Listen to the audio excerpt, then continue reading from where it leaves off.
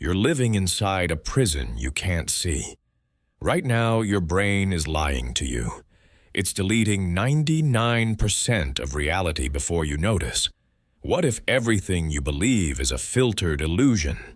Your memories, rewritten, your confidence, programmed, your limits, installed. Who installed these mental filters and why? What reality are you missing right now? Every major decision you've made was based on distorted data. What if you could see the raw code of your perceived reality? This audiobook cracks open the simulation you're trapped in. Let me tell you about Sarah. She's been working at the same marketing firm for 7 years. Every Monday morning, she tells herself the same story. She's not creative enough for the senior role. She's not strategic enough. Management doesn't see her potential. For 7 years, this narrative has played on repeat. Then one Tuesday, her colleague Marcus gets promoted to the exact position she wanted. Sarah feels the familiar sting of being overlooked. She goes home that night, convinced once again that she's invisible to leadership. But here's what actually happened. 3 months earlier, Sarah's boss mentioned the upcoming senior role during a team meeting. He specifically looked at Sarah when he talked about the qualities they needed: strategic thinking, creative problem-solving, client relationship skills. Sarah was checking her phone. She missed it entirely. 2 weeks later, the same boss asked Sarah to lead the pitch for their biggest client. She said she was too busy with current projects. She filtered that moment through her not good enough story and interpreted the request as him dumping work on her. Marcus volunteered instead. He crushed the presentation. Leadership noticed. When promotion time came, they chose Marcus because he demonstrated exactly what they needed. Sarah's brain had deleted every opportunity and reframed every interaction to confirm her pre-existing belief. She wasn't being overlooked. She was overlooking reality. Your brain is doing this to you right now. Not occasionally, constantly. Every single moment of your waking life, your perception system is running a filtering operation so aggressive, so totalitarian, that it makes authoritarian censorship look amateur. You think you're seeing reality. You're not. You're seeing a tiny, curated slideshow that your brain has pre-selected based on criteria you didn't consciously choose. The rest? Deleted before it reaches your awareness. This isn't a metaphor. This is neuroscience. Your reticular activating system, the bundle of nerves at your brainstem, is right now scanning millions of data points from your environment. Visual information, sounds, smells, tactile sensations, spatial awareness. It's processing approximately 11 million bits of information per second. Your conscious mind can handle about 40 bits per second. Think about that ratio, 11 million to 40. Your brain is deleting 99.99996% of available reality and showing you a highlight reel. Except you didn't choose what makes the highlight reel. Your filters did. These filters were installed years ago, decades ago. Most of them before you were 7 years old. Your parents installed some. Your first-grade teacher installed others. That kid who bullied you on the playground? He installed a filter. The culture you grew up in installed thousands more. Every trauma, every triumph, every authority figure who praised or punished you, they all installed code into your perception system. And you've been running that outdated software ever since, genuinely believing you're seeing objective reality. You're not. You're living in what researchers call a reality tunnel. It's a custom-built perceptual prison where the walls are invisible because they're made of attention itself. Your reality tunnel only shows you information that confirms what you already believe. It hides everything that contradicts your existing worldview. It's not trying to help you find truth. It's trying to maintain consistency. Your brain values being right over being accurate. It values certainty over discovery. And it will sacrifice truth on the altar of coherence every single time. Right now, as you listen to these words, your brain is deciding what to do with this information. Some of you are already feeling defensive. Your filters are activating. They're preparing counter-arguments. They're pulling up examples of times you were totally objective and saw things clearly. That's the filter protecting itself. Other listeners are feeling excited. You're recognizing patterns. You're remembering moments when you missed obvious things. Your filters are allowing this information through because it matches something you already suspected. Both reactions are filtered. Neither is pure perception. Here's the test. Think about your biggest limitation right now. Maybe it's money, maybe it's relationships, maybe it's career progression, or health, or confidence. Got it? Now ask yourself this question. Have you thought about this problem honestly, or have you been asking yourself the same question? Because if you've been asking the same question, you've been getting the same answer. Your filter selects the question. The question determines what evidence you notice. The evidence confirms the filter. Round and round. That's not thinking. That's looping. Michael sits in his car outside the coffee shop. He's been here for 12 minutes. He's supposed to go inside and introduce himself to the networking group his friend recommended. His filter is running the familiar program. You're going to say something awkward. They're going to think you're weird.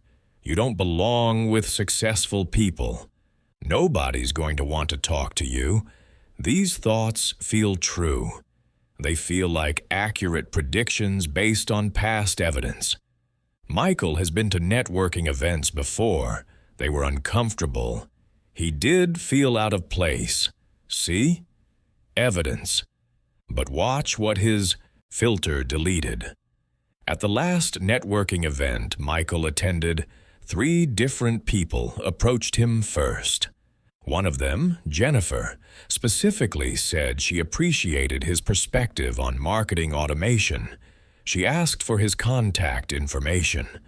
Michael's filter coded that as pity. She was just being nice. The filter deleted her genuine interest and reframed it as charity. Another person, David, invited Michael to a smaller mastermind group. Michael declined because he assumed David was just being polite and didn't really want him there. The filter deleted opportunity and reframed it as obligation. By the end of that event, Michael had collected 4 business cards and had 3 meaningful conversations.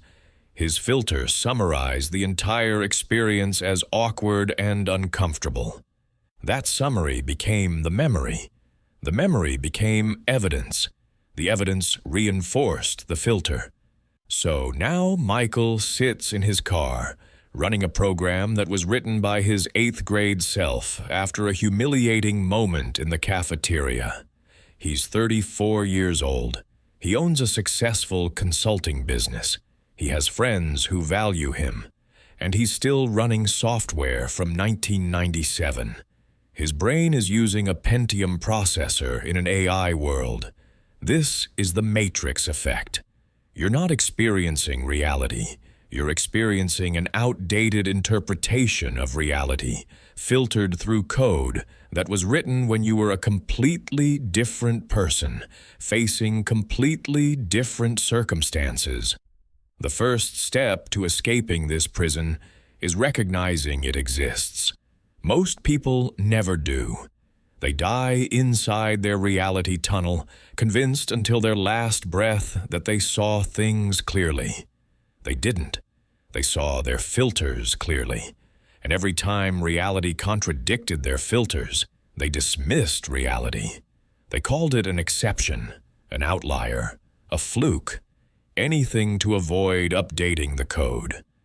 You're about to learn how to see the code, not just recognize that filters exist, but identify your specific filters. Name them, trace them back to their installation point, and then, systematically, replace them with upgraded programming based on evidence instead of ancient defensive patterns. This process is uncomfortable. Your filter system doesn't want to be examined. It's going to resist. It's going to tell you this is all theoretical nonsense. That's its job. Its job is to maintain itself, not to pursue truth. But here's what happens when you persist.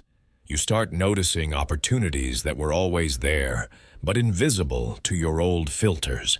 You start making decisions based on actual data instead of emotional stories. You start seeing other people clearly instead of through the distortion lens of your projections and assumptions. Your relationships improve because you're finally responding to who people actually are instead of who your filters told you they were. Your income increases because you notice and act on possibilities your old programming would have deleted. Your confidence stabilizes because it's built on evidence instead of the shifting sand of feeling-based perception. Think of your brain as a nightclub bouncer. His job is to decide who gets into your conscious awareness and who gets turned away at the door. Right now, that bouncer is using a list that was written by your 7-year-old self. Successful-looking people? Not on the list. Rejected. Opportunities that require courage? Not on the list. Rejected. Information that contradicts your self-concept? Definitely not on the list. Rejected. Meanwhile, your bouncer is letting in every threat, every criticism, every piece of evidence that confirms your limitations. Those are VIPs. They get immediate access. You need to fire that bouncer and install new selection criteria. That's what this audiobook teaches you to do. You're going to learn the specific techniques that let you override your default filters and consciously choose what information reaches your awareness. You're going to build new pattern recognition software that scans for opportunity instead of threat. You're going to develop the ability to separate objective fact from subjective interpretation, which is a skill maybe 2% of humans ever develop. Let's start with the fundamental truth. Your brain doesn't show you reality. It shows you a model of reality. That model was built to keep you safe, not to make you successful. It was built to help you survive childhood, not to help you thrive in adulthood. The filter criteria that protected you when you were powerless and dependent are now sabotaging you when you're capable and independent. But the filters don't know that. They're still running the same threat detection protocols they learned decades ago. Here's how it works mechanically. Every piece of sensory information that enters your system gets tagged with emotional metadata before it reaches your conscious awareness. Your amygdala, the almond-shaped structure in your limbic system, is scanning everything for threat signatures. Does this look like something that hurt me before? Does this remind me of a previous danger? Does this contradict something I need to believe to feel safe? If yes to any of those, the information gets tagged as dangerous. Once it's tagged as dangerous, your reticular activating system deprioritizes it. It either deletes it entirely or distorts it into something less threatening. This system worked beautifully when you were 4 years old and needed to avoid hot stoves and angry adults. It works terribly when you're an adult trying to build wealth, relationships, or expertise Because now the things your amygdala tags as threatening are often exactly the things you need to pursue. Public speaking, tagged as social death threat. Starting a business, tagged as resource scarcity threat. Setting boundaries in relationships, tagged as abandonment threat. Your ancient survival system can't tell the difference between actual physical danger and psychological discomfort. So it treats them identically. It deletes the opportunity and emphasizes the risk. You've probably noticed this in your own life. You get an idea for a project or business or creative work. For about 4 seconds, you feel excited. Then the filter kicks in. Suddenly, you're flooded with reasons why it won't work. You don't have enough experience. The market is too crowded. You'll probably fail. Other people are better qualified. You should wait until you're more ready. These thoughts arrive with such force, such certainty, that they feel like wisdom. They're not wisdom. They're filter output. Your survival system is doing what it was programmed to do: protect you from risk. But it's defining risk using definitions from your childhood. When you were 8 years old, failure meant humiliation, punishment, rejection. Your survival depended on adult approval. So your filter learned to avoid any situation where failure was possible. That was adaptive then. It's maladaptive now. As an adult, failure is information, it's feedback, it's how you learn and iterate and improve. But your filter still codes it as existential threat, so it deletes opportunities before you consciously consider them. You think you're being realistic or practical. You're not. You're being controlled by ancient programming. Close your eyes for a moment if you're in a safe place to do so. If you're driving or operating machinery, keep your eyes open and just listen. Picture yourself standing in a massive library. This library has infinite shelves stretching in every direction. Every book in this library represents a piece of information about reality, facts about the world, truths about yourself, opportunities in your environment, possibilities you haven't considered. The library contains everything, total information, complete reality. Now picture yourself walking through this library, but you're wearing a helmet. This helmet has a visor that only lets you see certain book spines.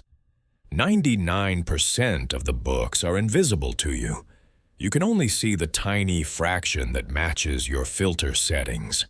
You walk down an aisle marked Career Opportunities. Your visor only shows you books titled Jobs, similar to what you already do, or safe conventional paths or positions that don't require confidence. Every book titled Start the Business You're Actually Excited About, or Pivot to the Industry You're Curious About, or Leverage Your Unique Skills in Unconventional Ways, those are invisible. Your visor filtered them out.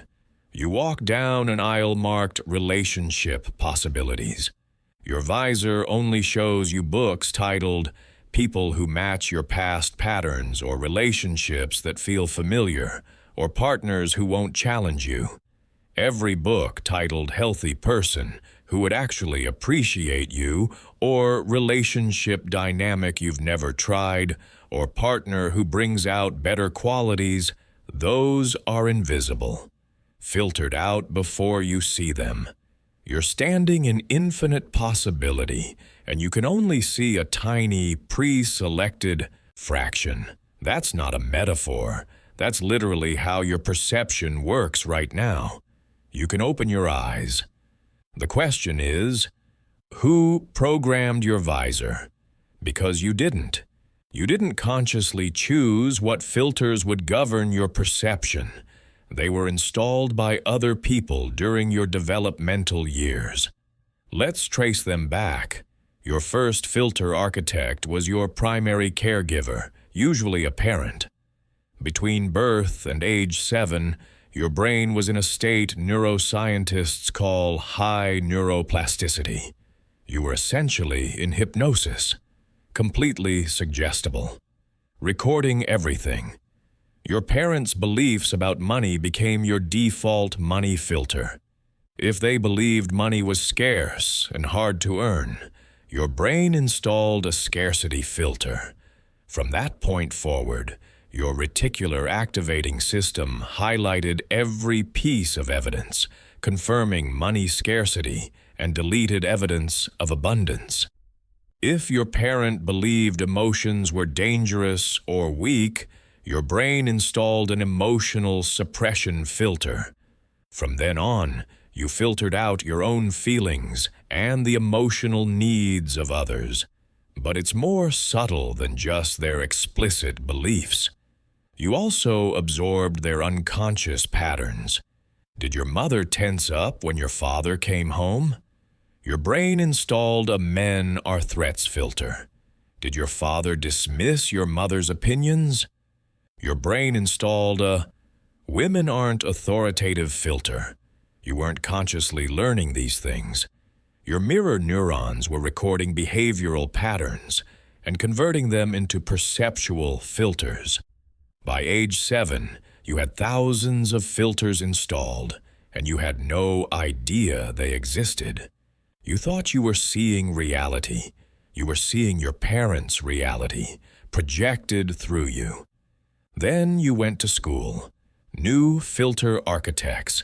Teachers became authority figures who installed beliefs about your intelligence, your capability, your potential. If a teacher praised your math skills, your brain installed an "I'm good at math" filter. From then on, you noticed confirmatory evidence and pursued math-related opportunities.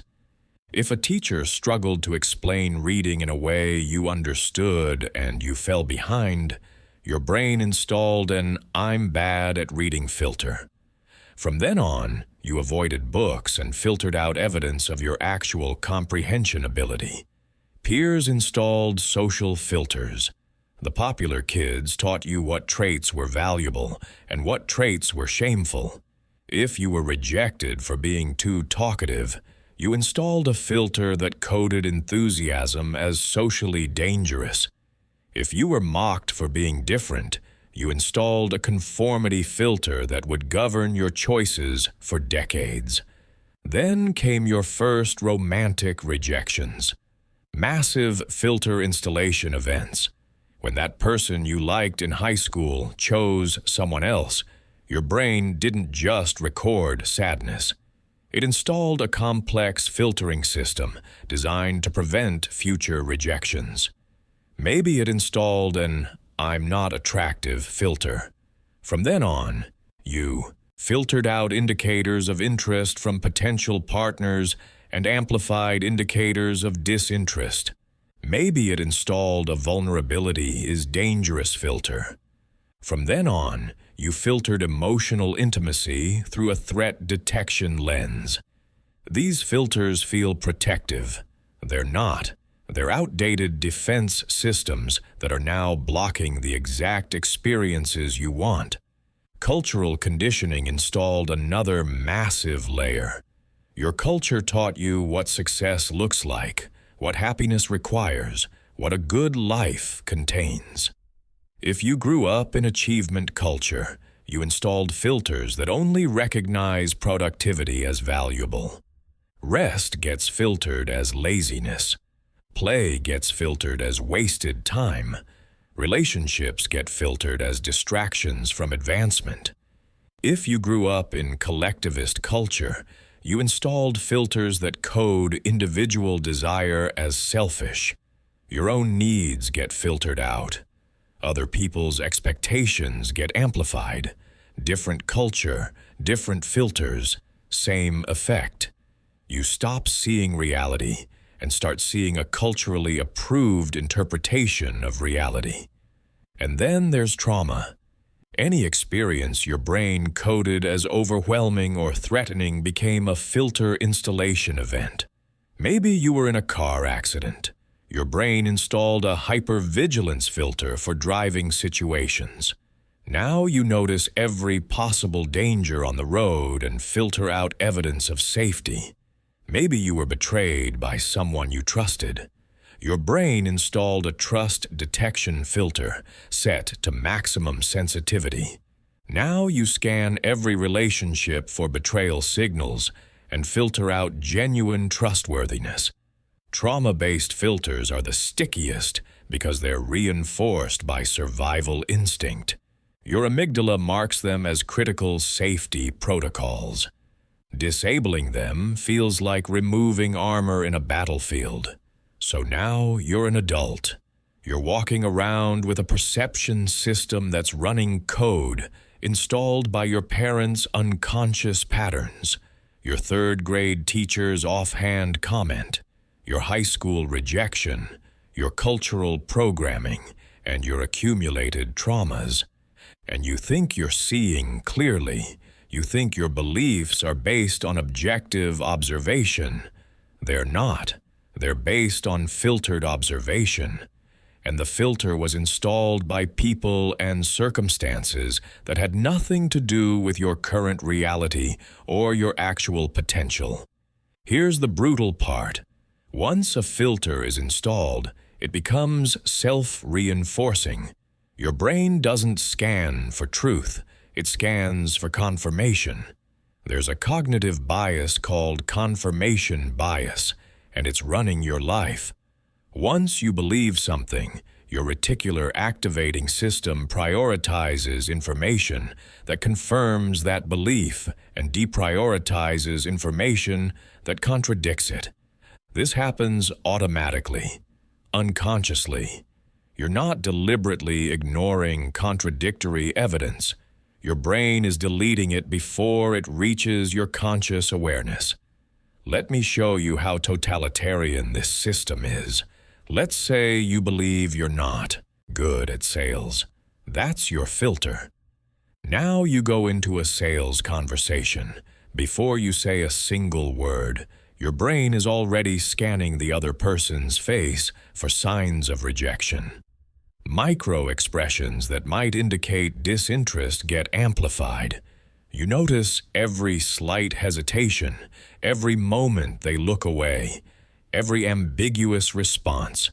Your filter codes all of this as see, they're not interested, I'm bad at sales.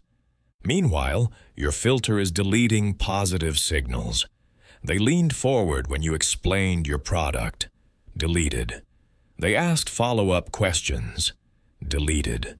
They said they'd think about it, which is standard buying process behavior. Filtered and reframed as rejection. You walk away from that conversation with your filter reinforced. You collect this as evidence. I'm not good at sales. And today proved it again. Except today didn't prove anything. Your filter proved itself by controlling what you noticed. This is happening in every domain of your life. Your money filter controls what financial opportunities you notice. Your relationship filter controls what kind of partners you're attracted to and what behavior you tolerate. Your capability filter controls what goals you pursue and what challenges you avoid. Your health filter controls what symptoms you pay attention to and what body feedback you ignore. You think you're making conscious choices based on reality. You're making filtered choices based on outdated programming. The question I want you to sit with is this. What is your filter preventing you from seeing right now? Not theoretically. Right now, in your actual current circumstances, what opportunities are in your environment that your filter is coding as irrelevant or impossible or not for you? What qualities do you possess that your filter is deleting because they don't match your self-concept? What patterns are you repeating that your filter is coding as just how things are instead of choices you're making based on old programming? Most people never ask these questions. They live their entire lives inside their reality tunnel and die convinced they saw things accurately. They blame circumstances, they blame other people, they blame bad luck. They never look at the filter. Because looking at the filter requires admitting that maybe, just maybe, you haven't been seeing clearly. Maybe the limitation isn't out there in reality. Maybe it's in here, in your perception system. That's threatening to the ego. The ego wants to believe it knows what's real. Admitting you've been living in a filtered simulation undermines that certainty. So most people never do it. They choose comfortable delusion over uncomfortable truth. But you're still listening, which means some part of you is willing to look. Some part of you suspects that you've been missing something. That suspicion is correct. You have been missing something. You've been missing approximately 99.9999996% of available reality. And the tiny fraction you have been seeing has been heavily distorted by filters you didn't install and don't consciously control. That's the bad news. The good news is you can change it. You can identify your filters, trace them to their source, examine whether they're still serving you, and systematically replace them with updated programming. That's what the rest of this audiobook teaches you to do. But first, you need to see your filters in action. You need to catch them operating in real time. Because right now, they're invisible. They're like the water a fish swims in. The fish doesn't know it's in water. It thinks it's just experiencing reality. You're the fish. Your filters are the water. And you've been swimming in them so long, you don't realize they're there. So let's make them visible. For the next 48 hours, I want you to run an experiment. Every time you make a decision, I want you to pause and ask yourself one question. What am I not considering? Not what did I decide. What am I not considering? What option am I filtering out? What possibility am I dismissing before I even consciously examine it? What piece of information am I deleting because it doesn't fit my existing belief? This question makes your filter visible, because the filter's job is to narrow your options before you consciously deliberate. It presents you with a pre-selected menu and makes you think that menu represents all available choices. It doesn't. It represents all filter-approved choices. Try it right now. Think about a decision you need to make in the next week. Got it? Now ask yourself, what am I not considering? What option exists that I've already dismissed? What would I do if my current limitation wasn't real? What would someone without my specific filter do in this situation? Notice what happens when you ask these questions. Your brain probably resists. It wants to explain why the filtered-out options won't work. That's the filter defending itself. It doesn't want to be examined. Push past that resistance. Force yourself to actually consider the filtered option, even if just as a thought experiment. What you'll discover is that most of your limitations exist in your filter, not in reality. Sarah, the marketing professional we talked about earlier, finally did this exercise. She forced herself to ask, what am I not considering? The answer that came up shocked her. She wasn't considering that leadership might actually want her to step up. That wasn't even on her menu of possibilities. Her filter had coded leadership as indifferent to her, so she never looked for evidence of their interest. When she forced herself to review the last 6 months with this new question, she found 4 separate instances where her boss had created opportunities for her visibility. He'd invited her to client meetings above her level. He'd asked her opinion in strategy sessions. He'd mentioned her name positively to executives. She'd filtered all of it as random or meaningless. Once she saw the pattern, she realized the problem wasn't leadership's perception of her. It was her filter's deletion of their actual interest. She decided to run a test. At the next team meeting, instead of staying quiet like usual, she shared a strategic idea she'd been developing. Her filter was screaming at her. "Nobody wants to hear this. You're going to sound stupid. You're overstepping." She shared it anyway. Her boss immediately leaned forward. He asked 3 follow-up questions. He asked Sarah to develop it into a full proposal. 2 weeks later, that proposal became the company's Q4 strategy. 1 month after that, Sarah was promoted, not because leadership suddenly noticed her, because she finally stopped filtering out the evidence that they'd been noticing her all along. The filter was the prison. Seeing the filter was the key. But most people never see it. They argue for their limitations with the passion of a lawyer defending an innocent client. Except the client isn't innocent. The client is a filter system that's been distorting reality for decades, and you're its most loyal defender. Every time someone suggests you're more capable than you believe, you provide counter-evidence. Every time an opportunity appears that doesn't match your self-concept, you explain why it's not real or not for you. Every time reality contradicts your filter, you dismiss reality. You're not protecting truth. You're protecting consistency. And consistency is the enemy of growth.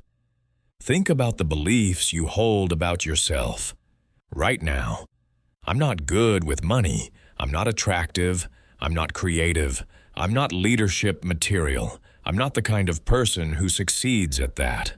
Whatever your specific version is, I want you to examine it. Not whether it's true, whether it's a filter. Because here's how you tell the difference. Truth updates with new evidence. Filters resist new evidence. If you believe I'm not good with money, and then you successfully manage a budget, and your response is, "Yeah, but that was just because," or "that was a fluke," or "I got lucky," that's a filter. Truth would update. You'd say, "Interesting, maybe I have more financial capability than I thought. Let me test that further." Filters don't say that. Filters defend the original programming.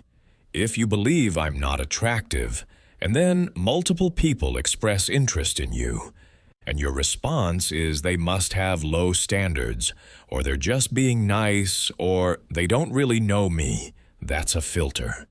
Truth would update. You'd say, "Interesting, maybe I'm more attractive than I believed. Let me reconsider my self-assessment." Filters don't do that. They reframe the contradictory evidence until it fits the original belief.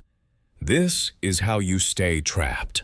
Not because reality is limiting you, because your filter is deleting evidence that you're wrong about your limitations. The scariest part of this process is realizing how much of your life you've built around defending your filters. You've chosen careers that confirm your capability filter. You've chosen relationships that confirm your worthiness filter. You've chosen financial strategies that confirm your money filter. You've built an entire life inside your reality tunnel, and every choice you've made has reinforced the walls. Breaking out doesn't just require seeing the filter. It requires being willing to rebuild on the other side. And that's terrifying, because it means admitting that maybe you've been wrong about fundamental things for a very long time. But here's what I need you to understand. Being wrong about your limitations isn't failure. It's liberation. Every limitation you discover is actually a filter, not reality. That's a constraint you can remove. That's possibility you can access. That's a future you can build that your filter told you was impossible. The people who transform their lives aren't the people with the fewest limitations. They're the people who discovered their limitations were perceptual, not actual. They saw the filter. They upgraded the code. And reality expanded. You have a choice right now. You can defend your current perception system and stay inside your reality tunnel. It's comfortable in there.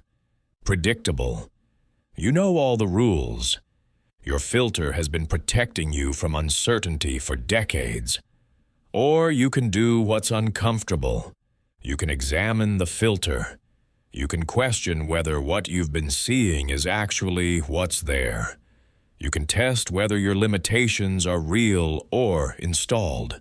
That path is uncertain. It's destabilizing. You might discover you've been wrong about important things. You might have to rebuild beliefs you've held since childhood. You might have to admit that opportunities you dismissed were real and you filtered them out.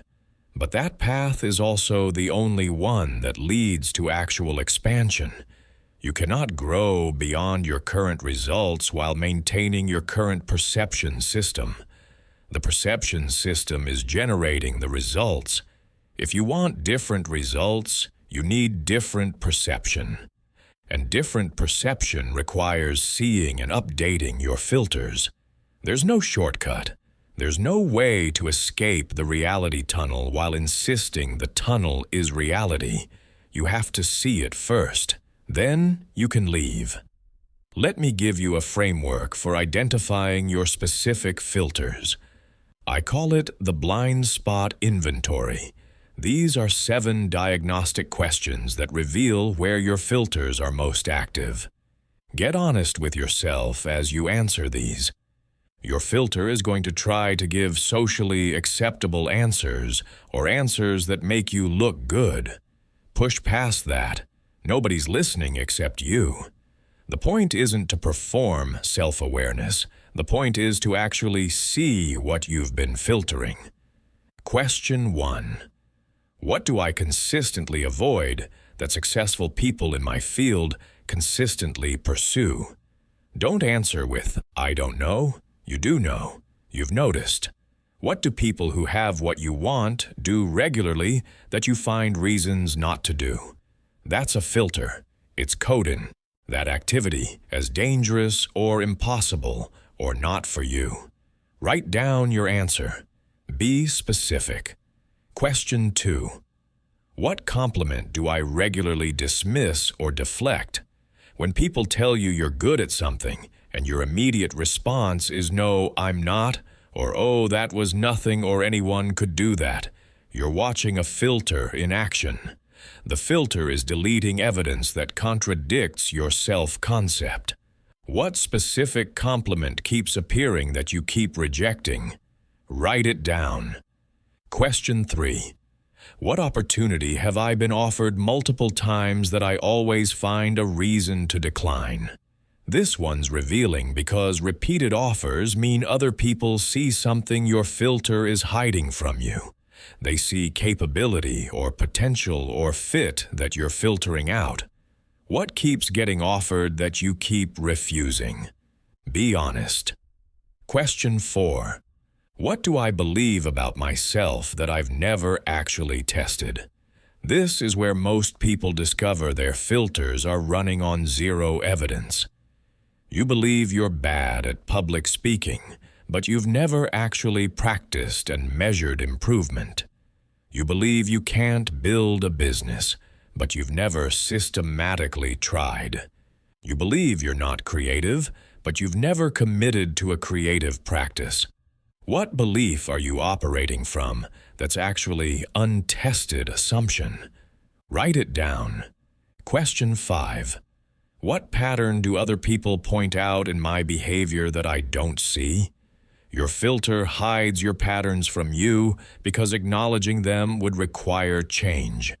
But other people don't have your filter. They see your patterns clearly. What do people consistently tell you that you do, and you consistently deny or minimize? That's filter-deleted behavior. Write the pattern down. Question 6. What would I do if I knew I couldn't fail? Your answer to this question reveals what your fear filter is blocking. The things you'd pursue if failure wasn't possible are the things your amygdala has tagged as too risky. But risk and danger are different.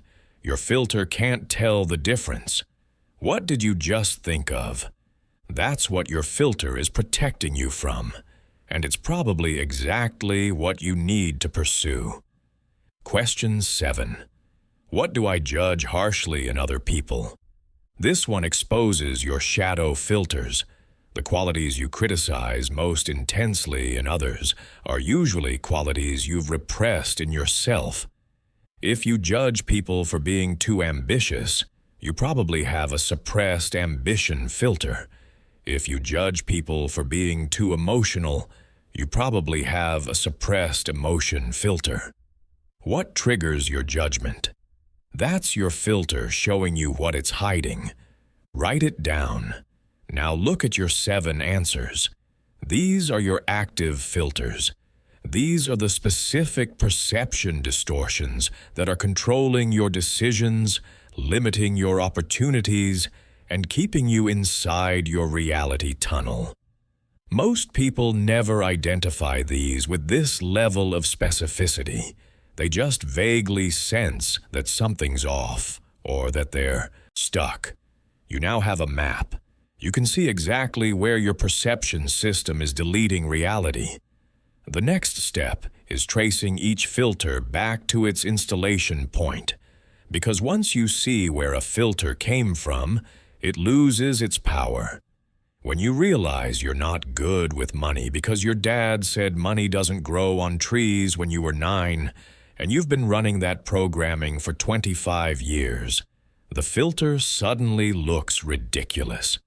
When you realize you avoid public speaking because you stumbled over words in a 6th grade presentation and 3 kids laughed, and you've been protecting yourself from that decades-old humiliation. Ever since, the filter loses its authority. These aren't truths about reality. These are old defensive programs that haven't been updated. Take your first answer. What do you consistently avoid that successful people pursue? Now ask yourself, when did I start avoiding that? What happened the first time I tried it or considered it? What did someone say or do that installed the avoidance filter? Go back as far as you can remember. Most avoidance filters were installed in childhood or adolescence during a moment of pain, embarrassment, or fear. Your brain tagged that activity as dangerous and has been blocking it ever since. But you're not that child anymore. You're not in that situation anymore.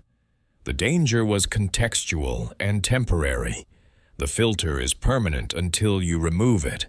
Do this for each of your 7 answers. Trace the filter back. Find the installation event. And then ask yourself the critical question. Is this filter still serving me, or is it limiting me? Some filters are still useful. If you have a filter that says, "Don't trust people who lie to you," that's adaptive. Keep it. But if you have a filter that says, "Don't trust anyone because one person lied to you when you were 14," that's maladaptive. It's blocking healthy relationships based on one data point from decades ago. It needs to be updated. Most of your filters fall into the maladaptive category. They made sense when they were installed. They don't make sense now. Your brain installed them as temporary protection and then never uninstalled them. So you're walking around with decades of accumulated defensive programming that's blocking the exact experiences and opportunities you need for growth. It's like wearing a heavy winter coat in summer and wondering why you're overheating. The coat served its purpose, but the season changed. You need different gear. Here's what updating a filter looks like in practice. Let's use public speaking as the example. You identified that you avoid speaking opportunities. You traced it back to that 6th grade humiliation. Now you're going to install new programming based on evidence instead of emotion. You're going to run small experiments that directly contradict the filter. Start with low-stakes speaking. Maybe you share an opinion in a meeting. Your filter will scream danger. You do it anyway. You collect data. Did anyone laugh? Did you get fired? Did the humiliation you predicted actually occur? Probably not. That's one data point against the filter. One data point isn't enough to override decades of programming, but it's a start. You run another experiment. You volunteer to present at a team meeting. Your filter escalates. It's predicting catastrophe. You prepare thoroughly. You practice. You present. You collect data. How did it actually go? You probably weren't perfect. That's fine. Perfection isn't the goal. The goal is collecting evidence that the filter's prediction was wrong.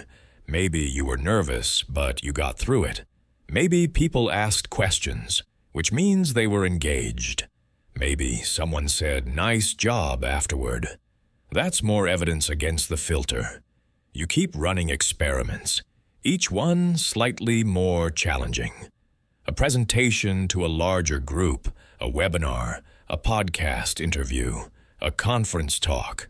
Each time, you're not trying to be perfect. You're trying to collect evidence that contradicts the filter's core belief. The filter says speaking equals danger and humiliation. Reality keeps showing you that speaking equals manageable nervousness, followed by normal outcomes. After enough contradictory evidence, the filter weakens.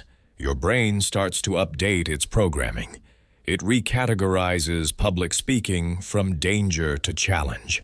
That's filter replacement. That's how you upgrade the code. You do this same process for each identified filter. Small experiments. Collect contradictory evidence. Let reality override programming. It's simple, but not easy. Simple because the method is straightforward. Not easy because your filter system will resist every step. It's going to rationalize. It's going to predict disaster. It's going to pull up old evidence. It's going to tell you this process doesn't apply to you or won't work for you. That's the filter defending itself. Expect it. Don't obey it. The difference between people who transform and people who stay stuck is this. Both groups have filters. Both groups recognize, at least intellectually, that their filters might be limiting them. But only one group runs the experiments. Only one group collects contradictory evidence. Only one group is willing to let reality prove their filters wrong. The other group stays in analysis. They think about their filters. They talk about their filters. They understand their filters intellectually. But they never actually test them. Understanding doesn't update code. Evidence updates code. Here's a hard truth. Your filter system doesn't care about your goals or your potential or your dreams. It cares about consistency and safety, defined by outdated criteria. It will sacrifice your growth to maintain its programming. It will keep you small to keep you safe. It will delete opportunities to avoid uncertainty. And it will do all of this while making you think you're being realistic or practical or self-aware. That's the most insidious part. The filter doesn't feel like a limitation. It feels like wisdom.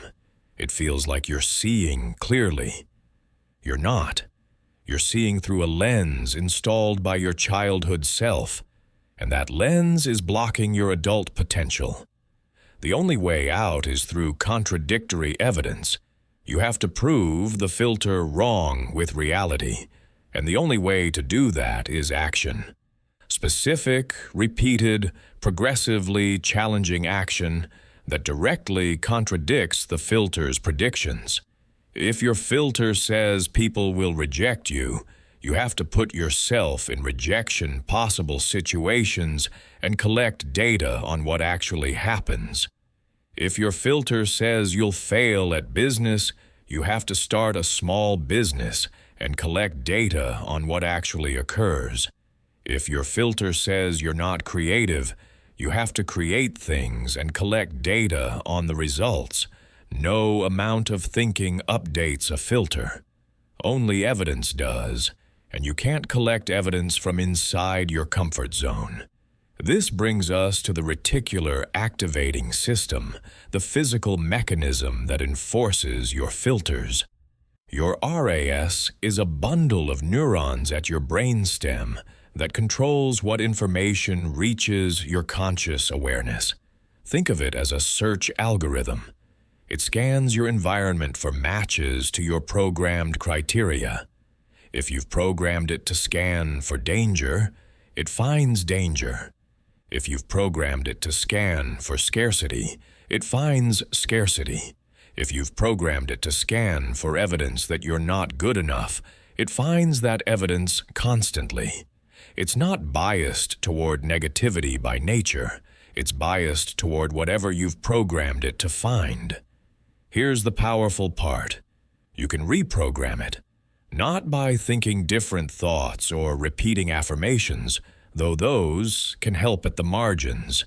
You reprogram it by changing what you consciously focus on repeatedly until the new pattern becomes automatic. Your RAS learns from what you pay attention to. If you spend your days scanning for problems, your RAS optimizes for problem detection. If you spend your days scanning for opportunities, your RAS optimizes for opportunity detection. It's a targeting system. You choose the target. Right now, your RAS is probably programmed with targets you didn't consciously choose. Threat detection, social approval monitoring, comparison scanning, evidence collection for your limiting beliefs. These became your default targets because they helped you navigate childhood and adolescence. But they're sabotaging your adult life. You need new targets. Specifically, you need targets aligned with growth instead of protection. Here's how you reprogram your RAS. You're going to write 5 new attention targets. These are specific patterns you want your RAS to scan for and highlight. They need to be concrete, not abstract. Don't write, "I want to notice abundance." That's too vague. Write, "I want to notice specific evidence that I have financial resources. I want to notice times when money comes to me easily. I want to notice people who built wealth from my starting point." Those are concrete. Your RAS can work with concrete. Let me give you examples across different domains.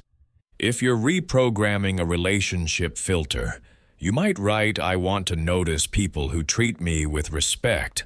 I want to notice green flags in potential partners. I want to notice times when I set a boundary and the relationship improved." If you're reprogramming a capability filter, you might write, "I want to notice evidence that I'm learning faster than I think. I want to notice small wins in my skill development. I want to notice moments when I solve problems effectively." If you're reprogramming a money filter, you might write, "I want to notice unexpected income. I want to notice resources I already have. I want to notice people who are generous with financial opportunities." Write your 5 targets right now. Make them specific to your identified filters. Make them concrete enough that your RAS knows what to look for. And here's the critical part. You're going to read these targets every single morning for the next 30 days. Out loud if possible. You're programming your attention. You're telling your RAS what to prioritize. This isn't manifestation or magical thinking. This is deliberate attention direction. Your RAS will find what you tell it to look for because that's its function. But if you don't give it conscious programming, it defaults to unconscious programming. And your unconscious programming is outdated. After you read your targets, you're going to do a 5-minute scan. You're going to actively look for evidence of your new targets in your environment. Even tiny evidence counts. Maybe you wrote, "I want to notice people who respect me," and at breakfast your partner asked your opinion on something.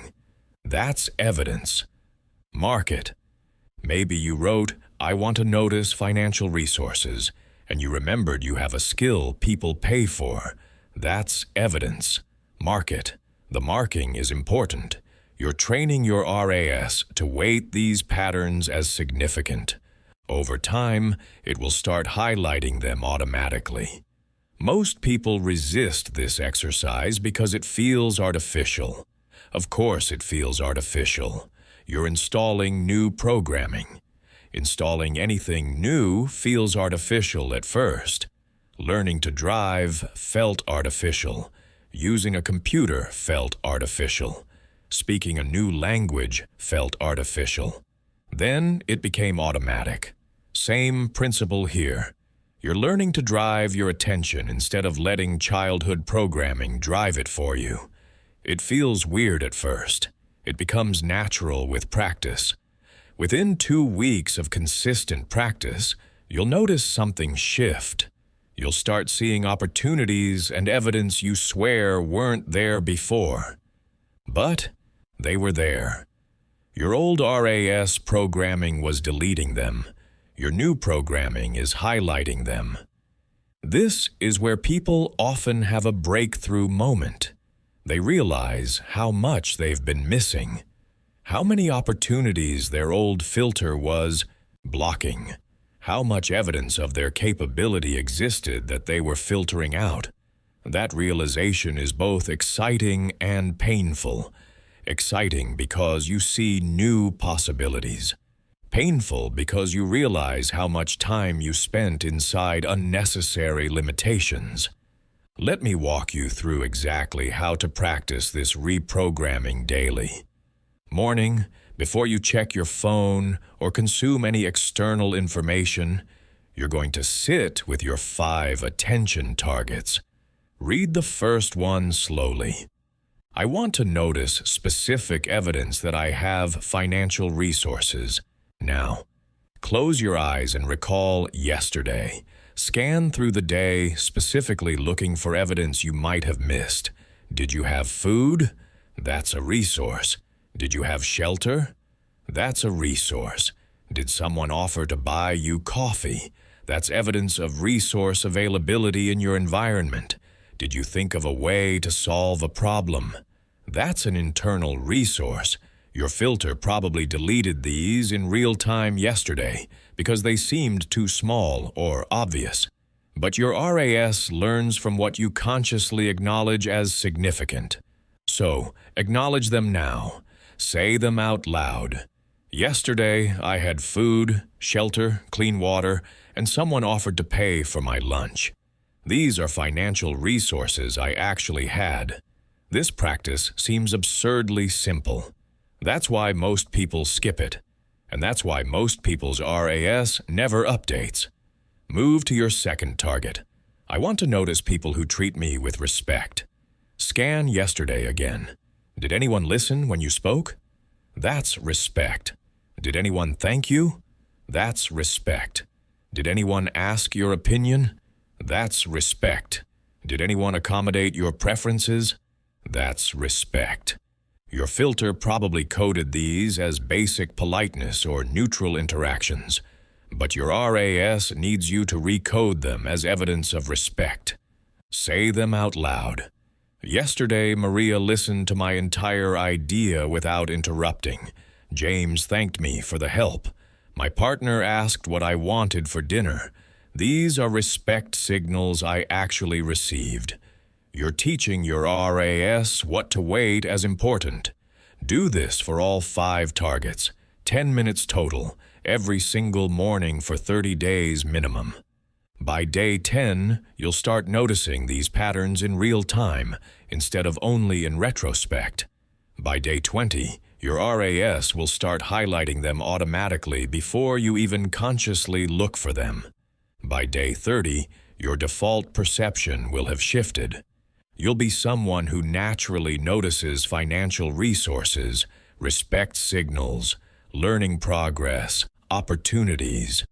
Whatever your 5 targets are, this isn't manifestation.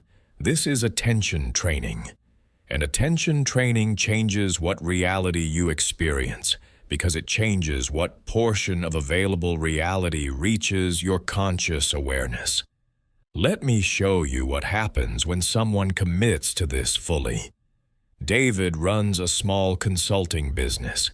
He's been stuck at the same revenue level for 3 years. His filter tells him the market is saturated. Clients don't value his work, and growth isn't possible without massive investment. He's not trying to think this way. This is just what he sees when he looks at his business. But he agrees to reprogram his RAS. He writes 5 targets. I want to notice clients who value my expertise. I want to notice pricing that the market accepts. I want to notice referral opportunities. I want to notice content that attracts ideal clients. I want to notice evidence that I'm solving real problems. First week, he's skeptical but consistent. Every morning, he reviews these targets and scans the previous day. Monday, he remembers that a client sent a thank you email, calling his advice invaluable. His old filter had coded this as the client just being polite. He recodes it. This is evidence that clients value my expertise. Tuesday, he remembers that someone asked if he did speaking engagements. His old filter had coded this as probably not serious. He recodes it. This is a referral opportunity. Wednesday, a prospective client didn't balk at his pricing. His old filter had coded this as got lucky this time. He recodes it. This is evidence that the market accepts my pricing. Each morning, he's finding 3 to 5 pieces of evidence that directly contradict his limiting filter. Second week, something shifts. He's in a client meeting, and the client mentions a challenge their sister company is facing. David's old pattern would have been to stay focused on the current project and miss the referral signal. But his reprogrammed RAS highlights it immediately. He asks if they'd like an introduction. The client says yes and makes the connection right there. That evening, he gets an email from the sister company wanting to schedule a consultation. He didn't create this opportunity. The opportunity was always there. His new RAS programming let him see it. Third week, he's scrolling through his email and sees a LinkedIn message from 2 months ago that he'd completely overlooked. Someone asking if he offered training for teams. His old RAS had filtered this as spam or irrelevant. His new RAS surfaces it as important. He responds, apologizes for the delay, and asks if they're still interested. They are. He closes a $15,000 training contract from a message he'd filtered out months ago. Fourth week, he's creating content for his newsletter and his RAS highlights, a pattern he'd never consciously noticed.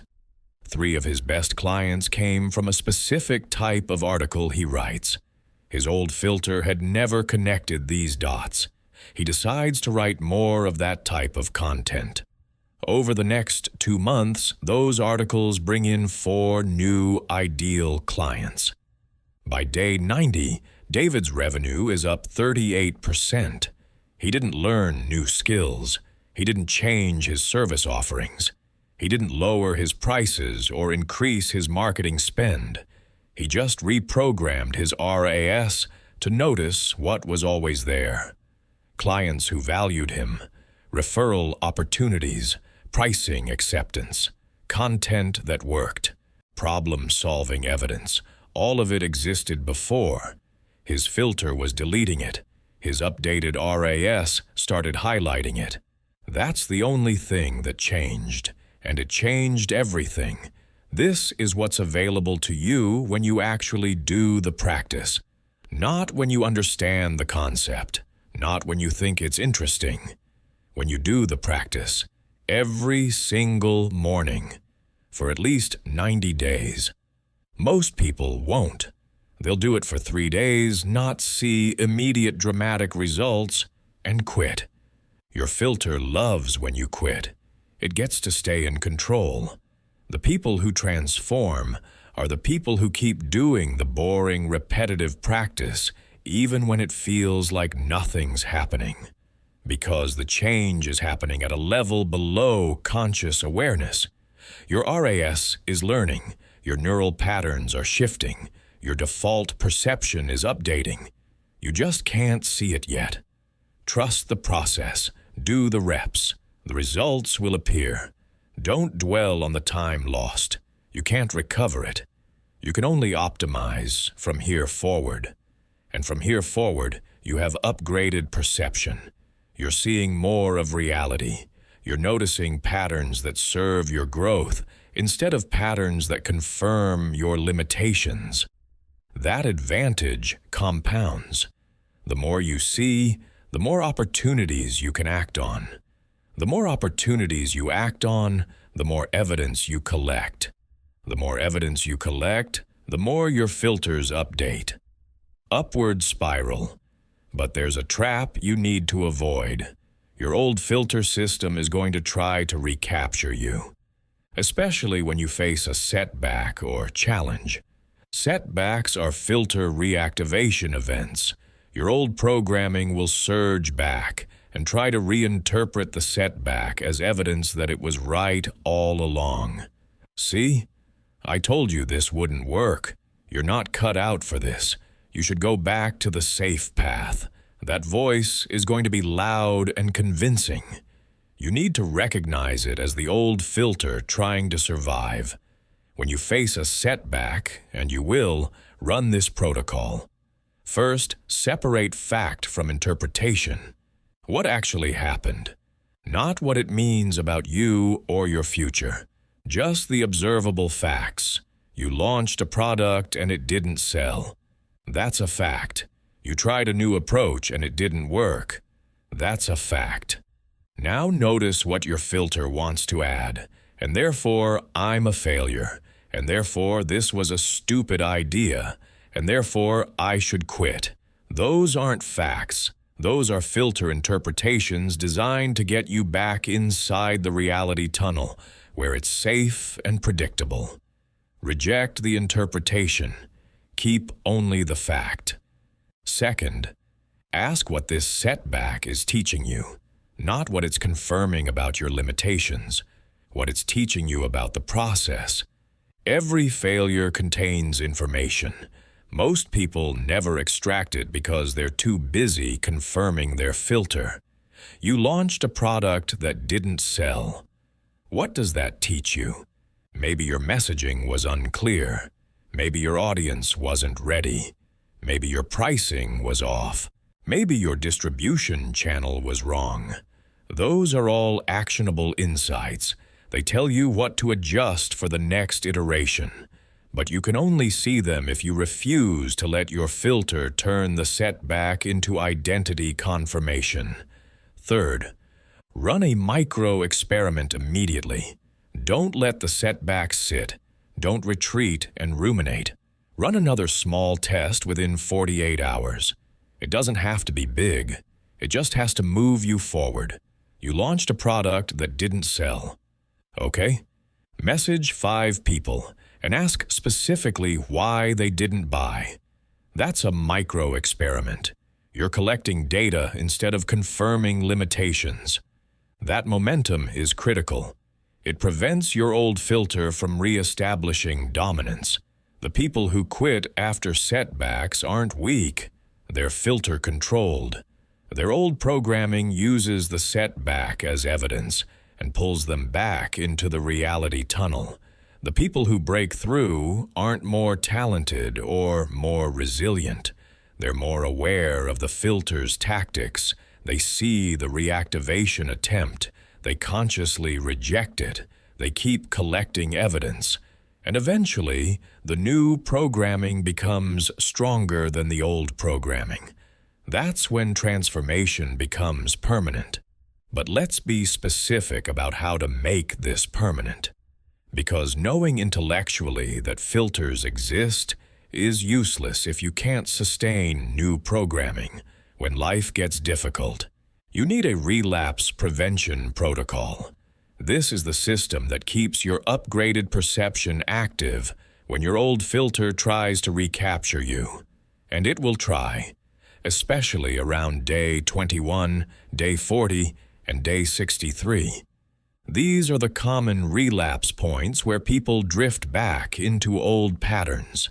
Here's your day-by-day micro-challenge system for the first 30 days of filter replacement. These aren't suggestions. These are the specific daily actions that prevent relapse and cement new programming. Day 1, you've identified your primary limiting filter. Today's micro-challenge is to catch yourself stating that filter as fact 3 times. Every time you think or say something that reinforces the old belief, stop and rephrase it as a filter, not reality. Instead of "I'm not good at sales," catch yourself and say, "My filter currently tells me I'm not good at sales, but I haven't tested that recently." This creates distance between you and the filter. You're observing it instead of being it. Day 2.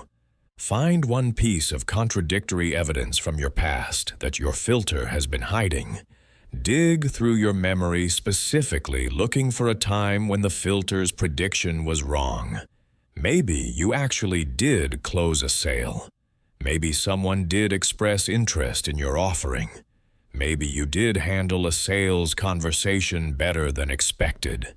Your filter has been deleting or minimizing this memory. Retrieve it. Write it down. This is your first data point against the filter. Day 3. Share your filter and your contradictory evidence with one trusted person. Say it out loud. "I've been running this belief that I'm not good at sales, but I just remembered that 3 years ago I actually closed a deal with a difficult client." Saying it out loud makes it real. It also prevents you from letting the filter rewrite the memory later. Day 4. Design your first micro-experiment. This is a low-stakes test of your filter that you can complete today. If your filter says you're not good at sales, your micro-experiment might be having one sales conversation today and tracking what actually happens. Not whether you close the deal, whether the filter's predictions come true. Does the person immediately reject you? Do you fumble every word? Do they think you're incompetent? Track the actual outcomes. Day 5. Review yesterday's experiment data. What did the filter predict? What actually happened? Write both down side by side.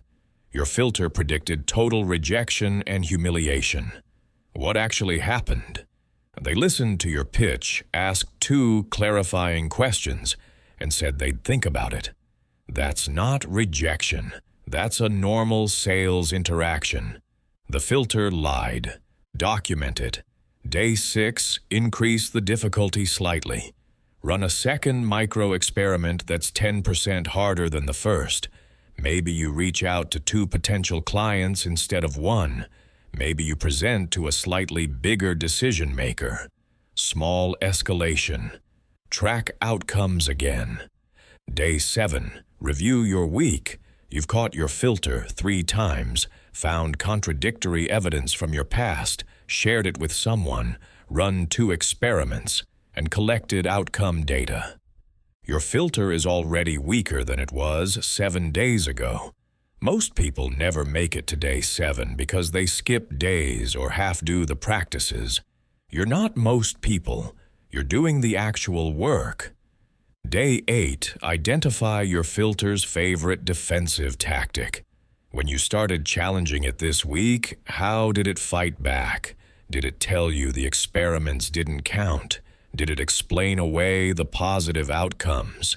Did it predict bigger catastrophes ahead? Write down your filter's specific defense mechanism. Now you can recognize it when it activates. Day 9. Run an experiment that directly addresses the defense mechanism. If your filter says the experiments don't count because they're too small, run a bigger experiment today. If your filter says you got lucky, run the same experiment again and see if the outcome repeats. You're systematically dismantling the filter's arguments. Day 10 is critical. This is where many people relapse. The novelty has worn off. The practices feel tedious.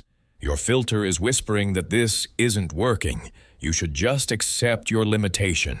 This is all unnecessary. Today's micro-challenge is to do the practice even though you don't feel like it, especially because you don't feel like it. Feelings follow from your filter. Action creates new programming. Read your RAS targets. Run your micro-experiment. Track your data. The boredom you feel is the filter's last defense. Push through it. Days 11 through 15, you're going to stack evidence. Every single day, you're finding and documenting one new piece of evidence against your filter. This can be from experiments, from revisited memories, from observed reality. The goal is to create an overwhelming pile of contradictory data that your filter can't explain away. By day 15, you should have 15 documented pieces of evidence showing your filter is inaccurate. That's harder to dismiss than 1 or 2 flukes. Day 16, test your filter in a higher stakes situation, not dangerously high stakes, but uncomfortable. If you've been doing low-pressure sales conversations, today you pitch to someone who could actually become a significant client. If you've been practicing public speaking with friends, today you volunteer to speak in a real meeting. The purpose isn't to be perfect. The purpose is to collect data, showing you can handle higher pressure situations than your filter claims. Days 17 through 20, integration phase.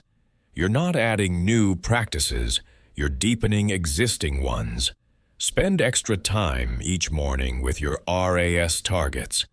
When you find evidence during the day, pause and really acknowledge it. Let it sink in. Your filter has had decades to establish its patterns. You need to consciously weight the new patterns as significant, or your brain will code them as trivial. Day 21 is the first major relapse danger point. 3 weeks in, you're going to face a significant setback, or your filter is going to stage a major counterattack. Expect it. When it happens, run the setback protocol immediately. Separate fact from interpretation. Extract the lesson. Run a micro-experiment within 48 hours. Do not let 3 days pass without action. 3 days of inaction lets the old filter re-establish dominance. Let me show you what day 21 looked like for Rachel. She'd been challenging her. I'm not creative filter for 20 days. She'd been writing every morning, collecting positive feedback, documenting ideas she generated. On day 21, she shared a piece of writing with her writing group and got harsh criticism. One person said her work was derivative and cliched. Her filter immediately activated. See? I told you. You're not creative. This proves it. You should stop embarrassing yourself. She felt the pull back into the reality tunnel. It was strong, magnetic. All her old protective patterns were activating, but she'd been trained for this. She ran the protocol. First, separate fact from interpretation. Fact: one person in a 5-person group gave harsh feedback.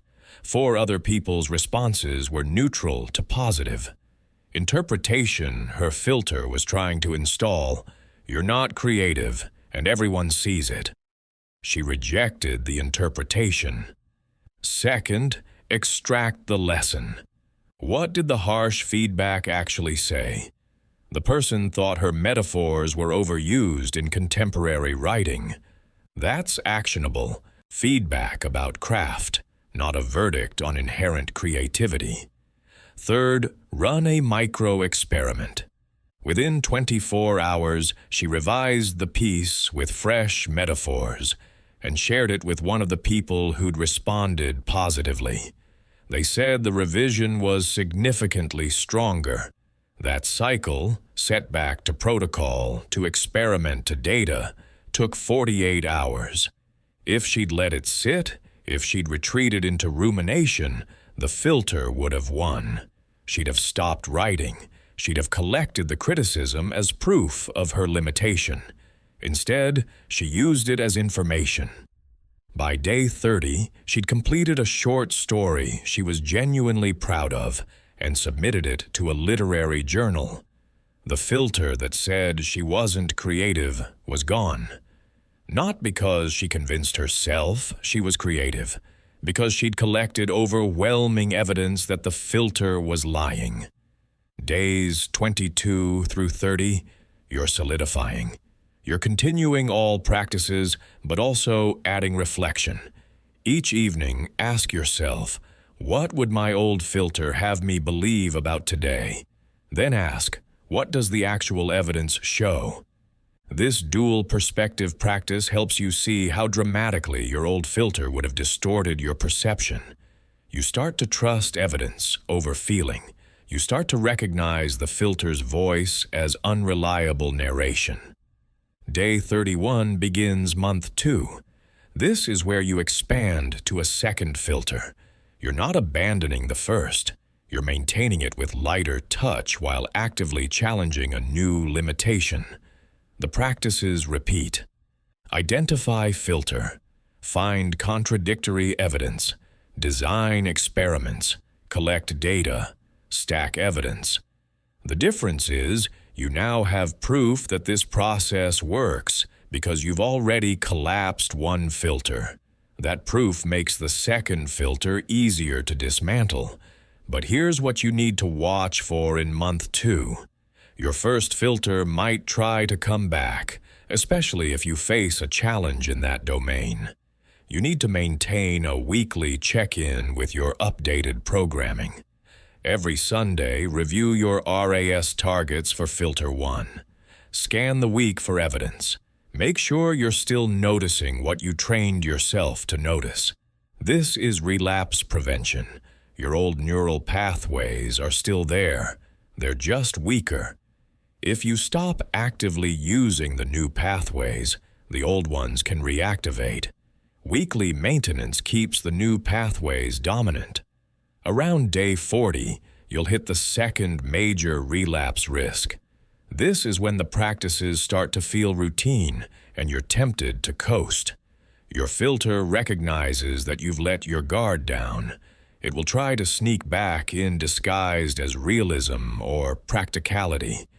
You'll hear yourself saying things like, maybe I was being too optimistic, or perhaps I should be more realistic about my limitations. That's the filter talking. When you hear that voice, immediately run 3 micro-experiments in 3 days. Flood it with contradictory evidence before it can reestablish its grip. Jessica hit day 40 in her money, filter reprogramming. She'd been tracking income, savings, and opportunities for 39 days. The dashboard showed steady improvement. Then she needed to make a large car repair, and the expense triggered her old scarcity filter. Suddenly, she was thinking all the old thoughts. Money is hard. I'll never get ahead. Unexpected expenses always destroy my progress. She recognized it immediately. This is my filter trying to reclaim me. She ran her 3 experiments in 3 days. Day 1, she called the mechanic and negotiated a lower price, saving $200. Day 2, she picked up a freelance project she'd been considering and earned $400.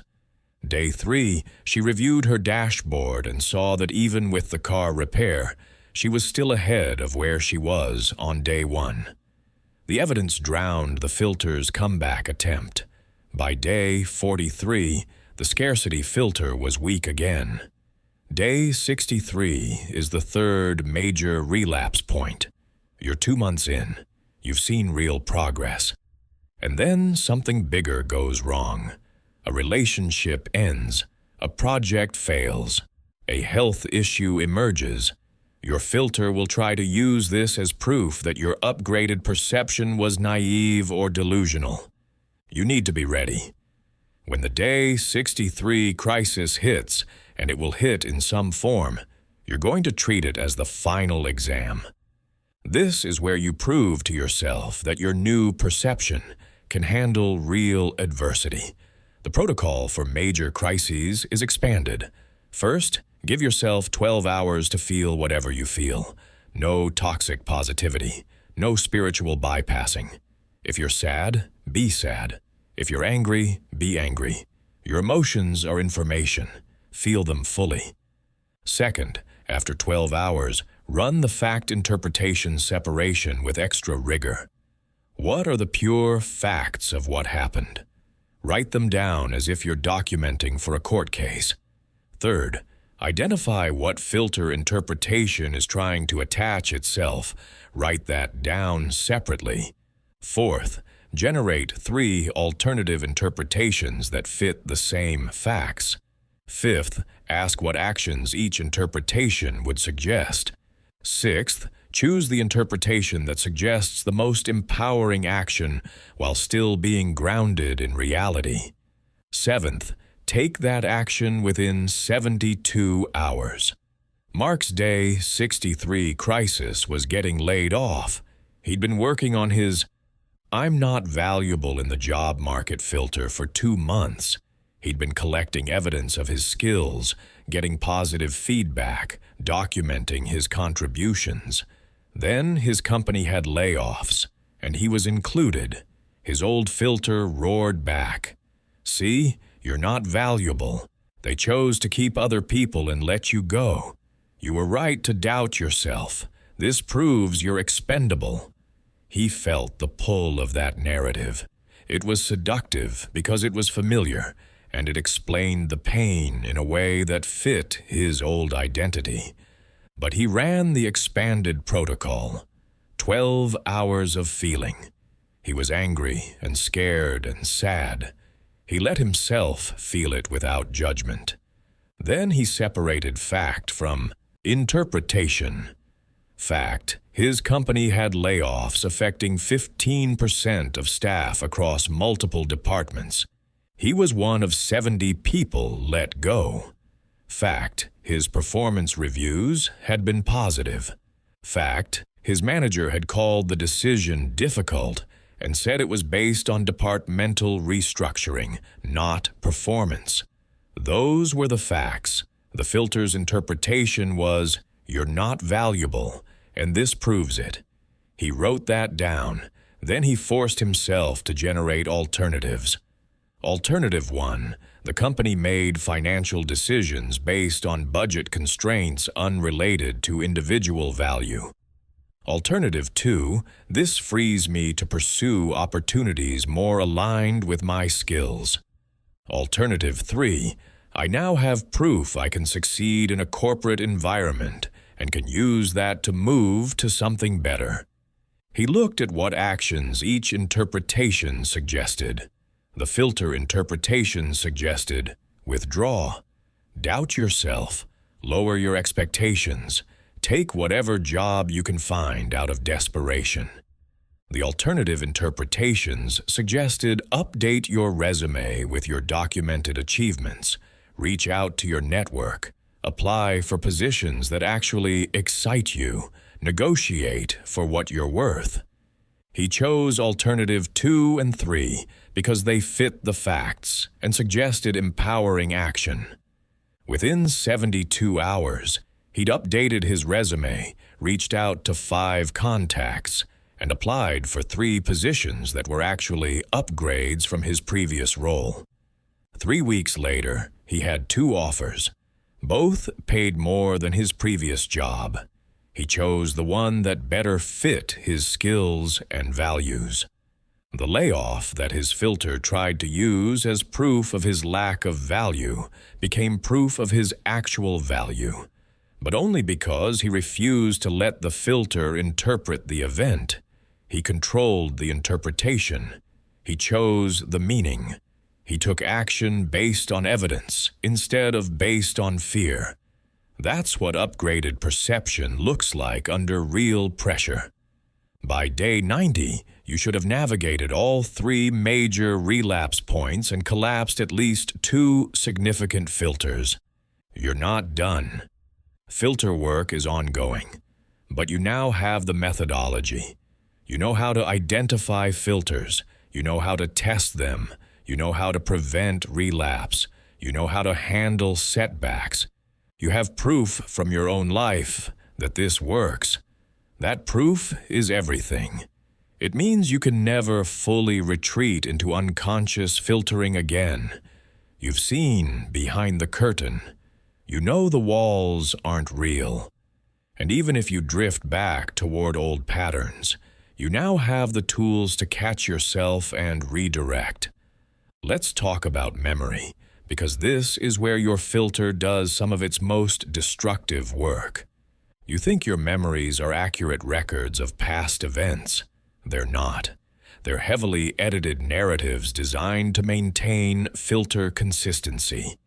Every time you recall a memory, your brain literally rewrites it slightly. This is called memory reconsolidation. You're not accessing a video file of what happened. You're reconstructing an interpretation of what happened, filtered through your current beliefs and emotional state. Here's how this sabotages you. Let's say you have a memory of failing at something in high school. Maybe you tried out for a sports team and didn't make it. Over the years, you've recalled that memory dozens of times. Each time, your filter has been editing it. The original event was probably nuanced. You tried out, you weren't selected, maybe the coach gave you feedback, maybe some things went well and some didn't. But your filter doesn't preserve nuance. It preserves narrative. So each time you recall the memory, it gets simplified and distorted to fit your current filter. By now, decades later, your memory of that tryout is probably something like, I was terrible, and everyone saw how bad I was, and it was humiliating, and I'm just not athletic. That's the story. But is it accurate? Probably not. The actual event was more complex. But complexity doesn't serve your filter. Your filter needs clear narratives. So it's been editing your memory for years, removing contradictory details, amplifying confirmatory details, until the memory perfectly supports your I'm not athletic filter. And now you reference that memory as evidence. You use it to justify not trying physical activities. You use it to prove your limitation is real and has historical precedent. Except the evidence is corrupted. The memory has been edited so many times by your filter that it no longer represents what actually happened. It represents what your filter needs you to believe happened. This is how your past becomes a prison. Not because your past was actually limiting, but because your filter has been rewriting your past to confirm your current limitations. The way out is memory forensics. You're going to select 3 defining memories that you use as evidence for your limitations. The memories you reference when you explain why you can't do something or why you are a certain way. Got them? Now you're going to separate fact from narrative in each one. This is uncomfortable. Your filter doesn't want you examining these memories too closely. They're load-bearing walls in your reality tunnel. but examine them anyway. Take your first memory. Write down the bare facts. What actually, observably happened. Not what it meant, not how you felt, not what you decided about yourself, just what occurred. Usually, when people do this, they discover the factual event was much smaller and more neutral than the narrative they've been carrying. The tryout failure might reduce to facts like, I attempted to make the team, the coach selected other players, I felt disappointed. That's it. Everything else, the humiliation, the proof of inadequacy, the permanent athletic limitation, that's narrative your filter added. Now look at what narrative your filter attached to those facts. I was terrible. Everyone judged me. I'm not athletic. I should never try sports again. Write it down. See it clearly. This is the interpretive layer your filter added to turn a neutral event into identity-defining evidence. Your filter took I didn't make one team at age 15 and turned it into I'm permanently inadequate at physical activity, and everyone will mock me if I try. That's a massive escalation. That's filter storytelling. Now ask yourself, what alternative interpretations fit the same facts? This is where you break the filter's monopoly on meaning. The facts are I attempted to make the team and wasn't selected. Alternative interpretation, one might be, I was less experienced than other candidates that year. Alternative interpretation, too, might be the coach had a specific team composition in mind that I didn't fit. Alternative interpretation 3 might be, I hadn't developed that skill set yet at that age. Notice how these interpretations fit the exact same facts, but don't support the I'm not athletic filter? That's the point. Your filter chose one interpretation out of many possible interpretations and convinced you it was the only truth. Do this for all 3 memories. By the end, you'll see a pattern. Your filter has been systematically choosing the most limiting interpretation of ambiguous events and presenting it as factual history. This is how your past controls your future. Not because the past was actually limiting, but because your filter has been interpreting the past through a limiting lens, and you've been accepting that interpretation as truth. Once you see this, you can't unsee it. You realize your past is more flexible than you thought. The events happened, but the meaning is assigned. And you've been assigning meaning unconsciously through your filter.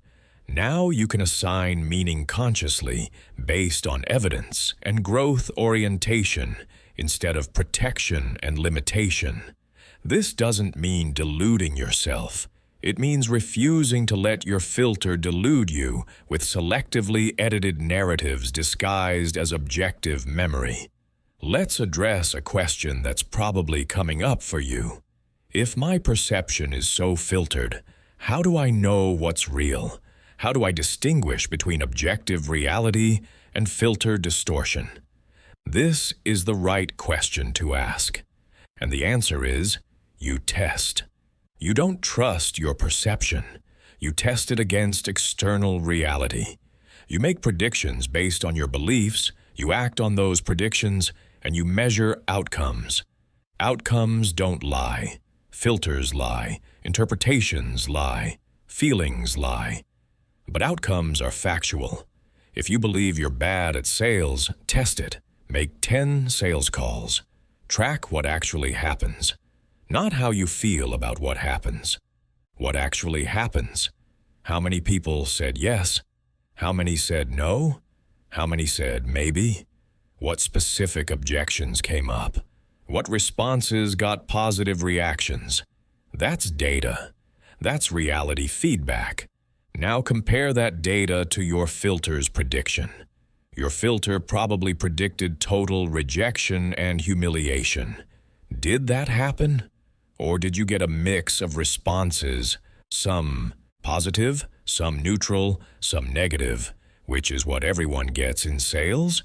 If outcomes match your filter's prediction, keep the filter. It's accurate. If outcomes contradict your filter's prediction, update the filter. It's inaccurate. This is how you build evidence-based perception. You stop trusting your filter and start trusting outcome data. Over time, your perception aligns with reality instead of with outdated programming. You become someone who sees clearly instead of someone who sees through distortion. But here's what trips people up. You have to actually run the test. You have to collect real data from real actions in the real world. You can't test your filter by thinking about it. You can't collect evidence by imagining scenarios. You have to move. You have to act. You have to put yourself in situations where your filter makes a prediction and reality delivers an outcome. And you have to do this repeatedly because one data point isn't enough to override years of programming. This is why most people stay filtered, not because they can't see their filters, not because they don't understand the concept, but because they won't run the tests. They stay in their head. They analyze and prepare and plan and strategize, but they don't act. And without action, there's no data. Without data, there's no evidence. Without evidence, the filter remains unchallenged. And unchallenged filters run your life. The commitment you need to make right now is this. For the next 90 days, you're going to be a reality tester, not a filter believer. Every limiting belief you hold, you're going to test it. Small tests at first, low-stakes experiments, but real tests with real outcomes. You believe you're not interesting to talk to? Test it. Start 3 conversations with strangers this week. Track what actually happens. You believe you can't wake up early? Test it. Set your alarm an hour earlier for 7 days. Track whether you actually can or can't. You believe you're bad with money? Test it. Create a budget and track it for 30 days. Measure whether your actual behavior matches your filter's story. 90% of your filters will fail these tests. They'll turn out to be stories, not truths. Interpretations, not facts. Old programming, not current reality. And when they fail the test, you update the code. You don't argue with the data. You don't explain it away. You update. This is how you build a perception system based on reality instead of on childhood defense mechanisms. Let me show you what this looks like at scale. Marcus is a software developer who believed he wasn't leadership material. He had a whole narrative about it. He was too introverted. He wasn't charismatic. He didn't have the presence people respect. He'd been running this filter for 15 years. It kept him in individual contributor roles while colleagues with less technical skill got promoted into management. His filter told him this was just realistic self-assessment. He wasn't leader material. That's fine. Not everyone is. Then his company mandated a leadership development program for senior ICs. Marcus had to participate. He was annoyed. This was going to be a waste of time. He already knew he wasn't leadership material. The program required him to lead a small project team for 3 months. He did it reluctantly, convinced it would confirm his limitation. But he committed to collecting data instead of confirming beliefs. He tracked specific metrics. How many of his suggestions did the team implement? How engaged were team members in meetings he ran? How often did people come to him with questions or problems? What outcomes did the project achieve? 3 months later, he reviewed the data. His team had implemented 87% of his suggestions, which was higher than other project leads. team engagement scores in his meetings averaged 4.2 out of 5, which was above company average. People came to him with questions daily, and his response quality was rated highly in anonymous feedback. The project shipped 2 weeks early and under budget. This data directly contradicted his filter. He wasn't leadership material was objectively false. The evidence showed he was highly effective at leadership. But here's where it gets interesting. Even with contradictory evidence right in front of him, his filter tried to survive. It reframed the data. The project was easy. The team was talented. He got lucky. Anyone could have done it. Notice the pattern? The filter was trying to dismiss reality to maintain the original programming. Marcus almost fell for it, but he'd committed to trusting data over filter. So he ran another test. He volunteered to lead a bigger, harder project. Same approach: collect data, measure outcomes. 6 months later, he had even more evidence. He was good at leadership, not perfect, not charismatic in the traditional sense, but effective. His teams performed well. People respected his decisions. Projects succeeded. The evidence was overwhelming. His filter finally collapsed. Not because he convinced himself through affirmations or positive thinking, because he drowned the filter in contradictory data until it couldn't sustain itself. He got promoted to engineering manager 1 year later, not because he suddenly became leadership material, because he discovered he always was, and his filter had been lying to him for 15 years. That's the power of testing. That's what happens when you stop believing your filter and start collecting evidence. You discover capabilities you thought you lacked. You access opportunities you thought weren't for you. You build results you thought were impossible. Not through magical thinking or manifestation, through systematic filter identification and evidence-based updating. Now let's talk about the default assumptions that are running in the background of your entire life. These are the beliefs so fundamental, so taken for granted, that you don't even recognize them as beliefs. You think they're just how reality is. They're not. They're assumptions your filter installed early and never questioned. And they're controlling major domains of your life. Here are the big 5 default assumptions most people are running. First, money is hard to make. This assumption controls your career choices, your pricing, your business ideas, your relationship with wealth. If you believe money is inherently hard to make, your RAS scans for difficulty and deletes evidence of ease. You notice every struggle and filter out every example of someone making money easily. The assumption becomes self-fulfilling. Second, relationships require sacrifice. This assumption controls who you choose, what you tolerate, how you communicate. If you believe good relationships require sacrificing your needs, your RAS scans for sacrifice opportunities and deletes evidence of mutual fulfillment. You notice every compromise you make and filter out healthy boundaries. You attract partners who confirm the assumption. Third, success requires misery. This assumption controls how hard you push yourself, how much rest you allow, what you think work should feel like.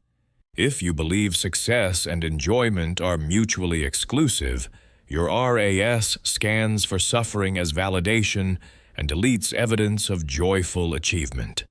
You notice every successful person who seems miserable and filter out successful people who are balanced and happy.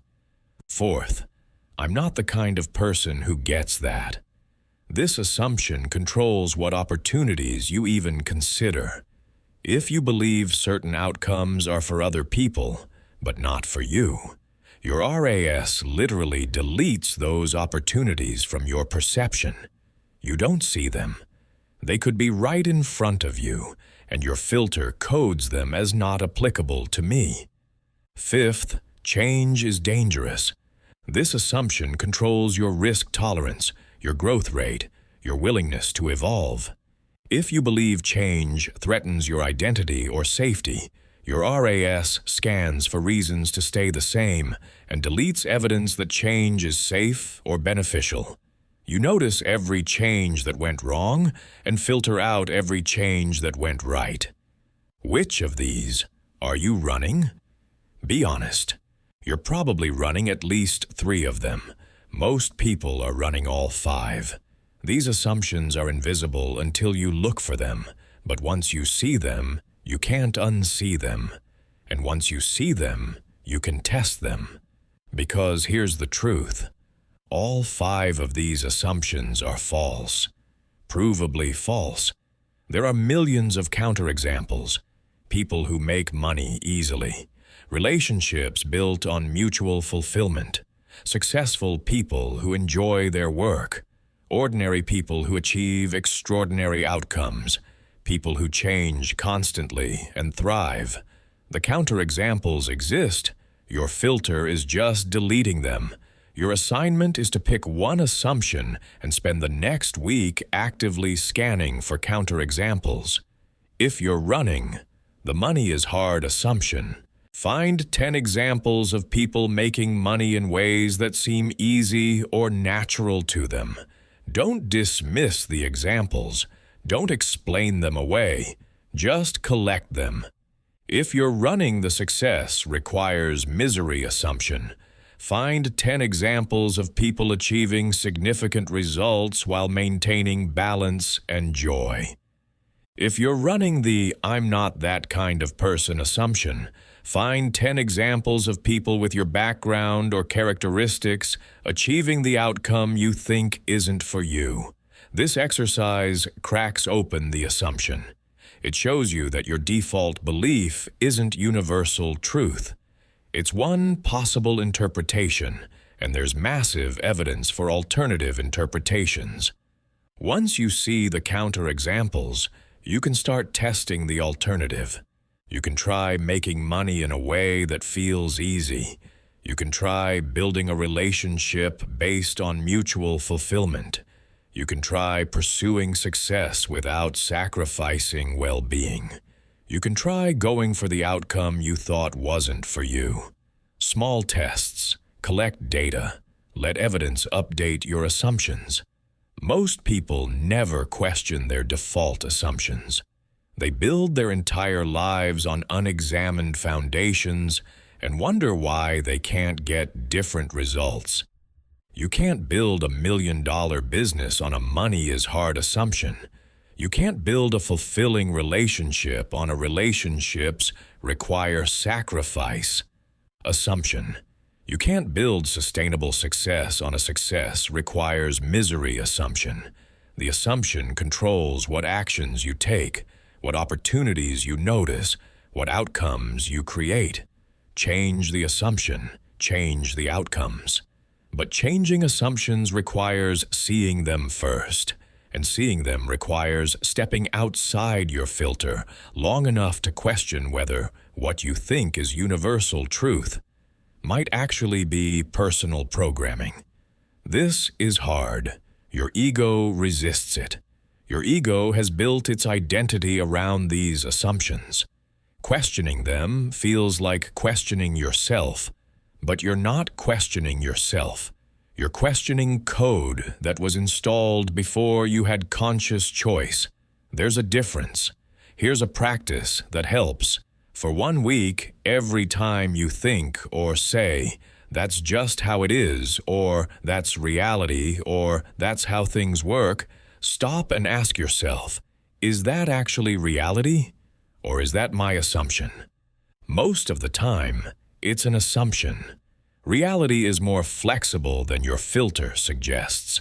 Your filter wants you to believe in fixed conditions because fixed conditions are predictable and safe.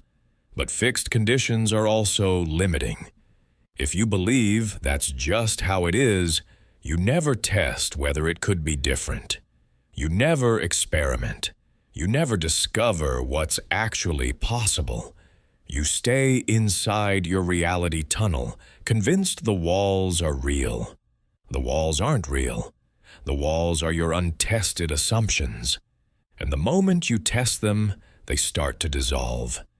You discover that money can flow easily when you align with value creation instead of time trading. You discover that relationships can be mutually fulfilling when you choose partners who want the same dynamic. You discover that success can feel good when you define success by your values instead of cultural conditioning. You discover that you can be the kind of person who gets that when you stop filtering out evidence of your capability. These aren't positive thinking platitudes. These are testable hypotheses. And when you test them, reality shows you they're valid. Let's go deeper on sensory awareness, because this is where most people are the most filtered. You're walking through a world of extraordinary richness and detail, and you're noticing maybe 1% of it. Your filter has narrowed your sensory aperture to the bare minimum required for navigation and threat detection. Everything else is getting deleted. This means you're missing beauty, missing information, missing opportunities that are hiding in plain sight. Right now, wherever you are, there are sounds you're not hearing. Your auditory filter is deleting them because they're not coded as relevant. There are visual details you're not seeing. Your visual filter is showing you a simplified schematic, not the actual complexity of your environment. There are physical sensations you're not feeling. Your proprioceptive filter is only reporting what seems important for immediate action. You're living in a sensory poverty of your filter's creation. This matters more than you might think. Opportunities often appear first as subtle signals in your environment. A conversation you overhear that sparks an idea. A visual pattern that suggests a solution. A physical sensation that alerts you to something important. If your filter is deleting these signals, you're missing the inputs that could change your trajectory. You're living in a lower resolution reality than what's available. Here's how you expand your sensory aperture. For the next 7 days, you're going to take a 15-minute perception walk every day. This isn't exercise. This is deliberate attention training. During this walk, you're going to cycle through your senses and consciously notice details your filter normally deletes. Spend 3 minutes on visual details. What colors are present that you don't usually notice? What patterns? What textures? What movements? Don't label them, just see them. Your filter loves labels because labels let it categorize and dismiss. Resist labeling. Just perceive. Spend 3 minutes on auditory details. What sounds are present? What's the furthest sound you can hear? What's the quietest? What rhythms or patterns exist in the soundscape? Again, no labeling. Just listening. Spend 3 minutes on tactile sensations. What do you feel on your skin? Temperature, air movement, the texture of your clothing, the sensation of your feet touching the ground. Most people haven't consciously felt their feet in years. Feel them now. Spend 3 minutes on smells and tastes. What do you smell? Most people filter out their olfactory sense almost completely. Bring it back online. What subtle scents are present? Spend the final 3 minutes on spatial awareness and proprioception. How does your body feel moving through space? What's your posture? What's your breathing pattern? What tension or ease is present in your muscles? This practice seems simple. It's not. Most people can't maintain open sensory awareness for 15 minutes without their filter pulling them back into thought. That's fine. The practice is noticing when the filter pulls you back and choosing to return to direct perception, over and over. That choosing is what trains your RAS to widen your aperture. After 7 days of this practice, you'll start noticing details in your regular life that you've been filtering out for years. Your perception will literally expand. You'll see more, hear more, feel more.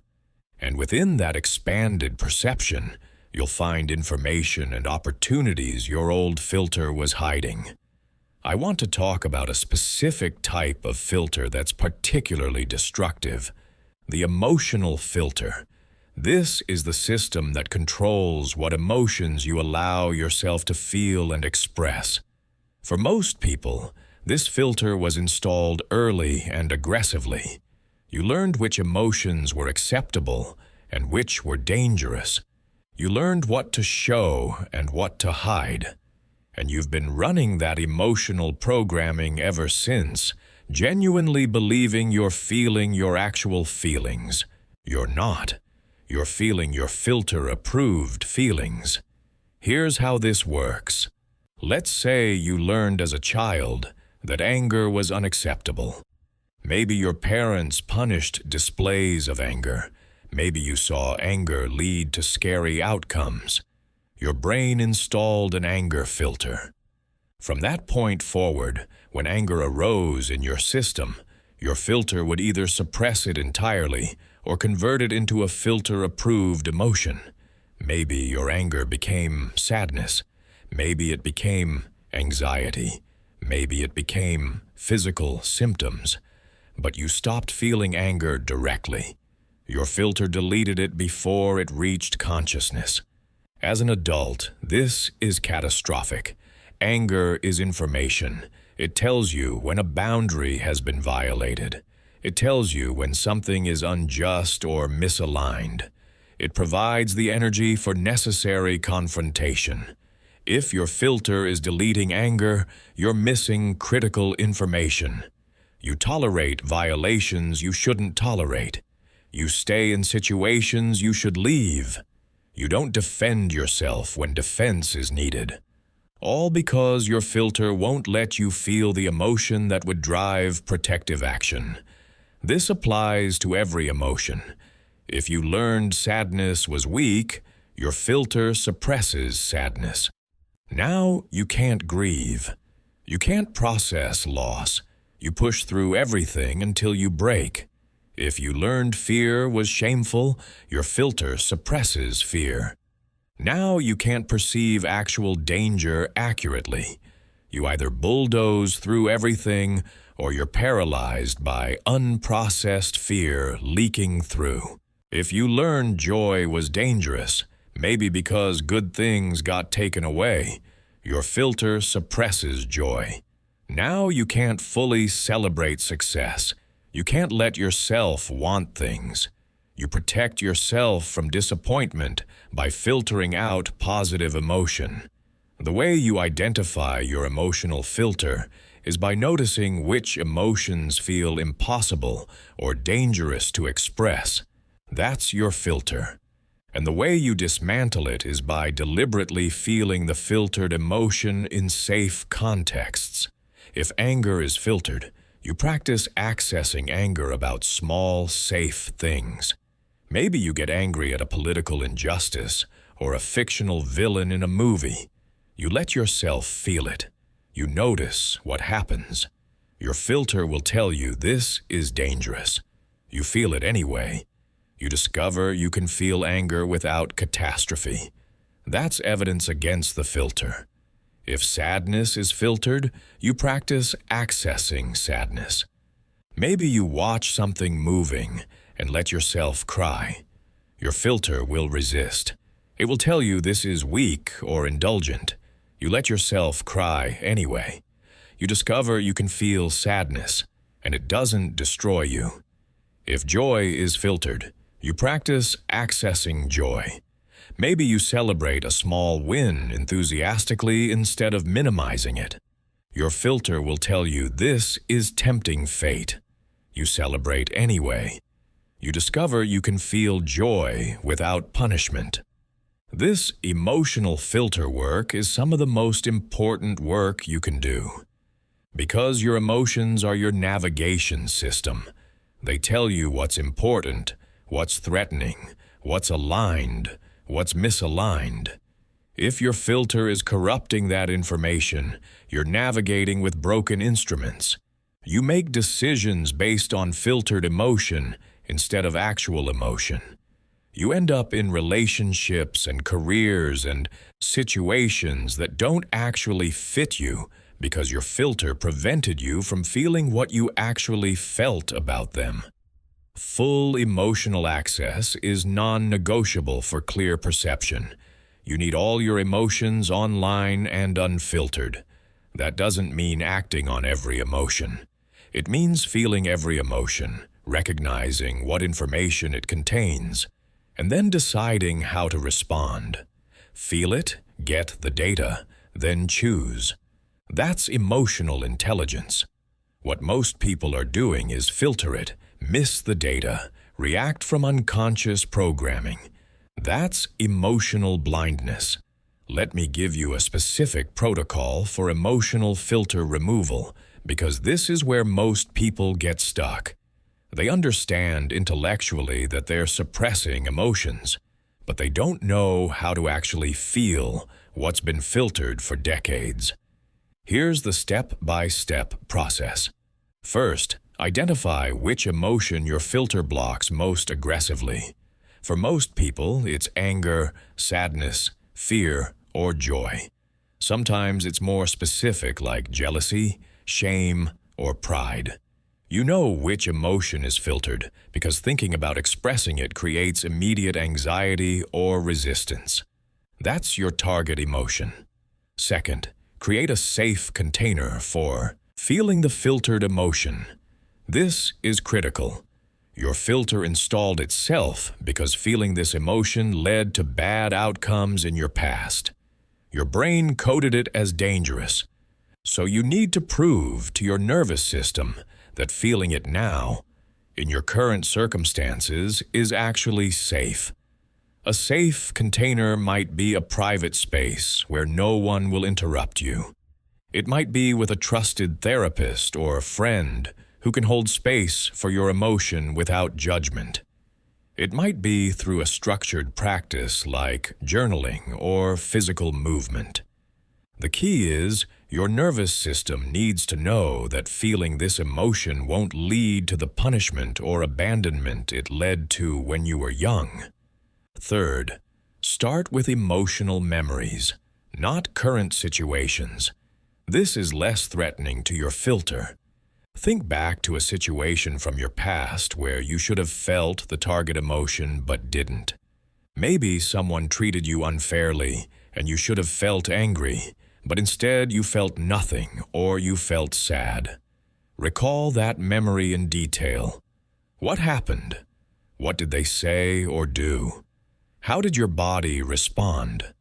Now, in your safe container, allow yourself to feel the emotion that should have been there. If it's anger, let yourself feel angry about that past injustice.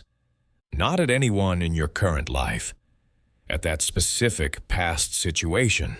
This is going to feel strange and possibly overwhelming at first. Your filter will activate hard. It will tell you this is pointless, this is self-indulgent, this is dangerous. You need to stop. That's the filter defending itself. Breathe through it. Let the emotion move through your body. Anger might show up as heat in your chest or tension in your jaw.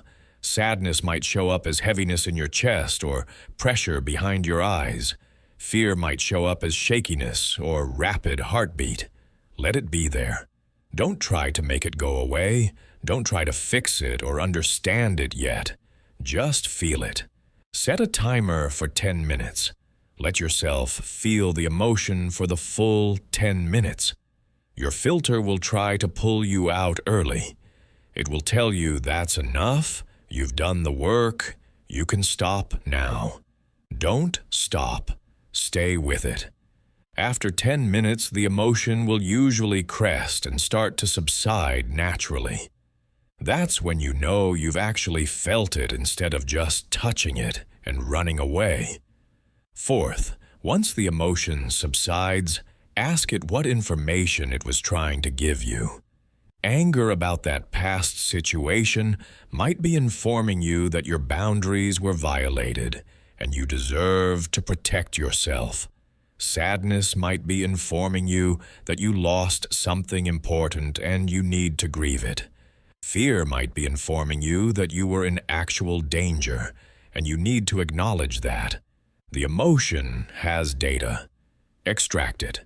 Fifth, thank the emotion. This sounds ridiculous, but it's essential. Your filter taught you that this emotion was the enemy. You need to recode it as an ally. The emotion wasn't the problem. Suppressing the emotion was the problem.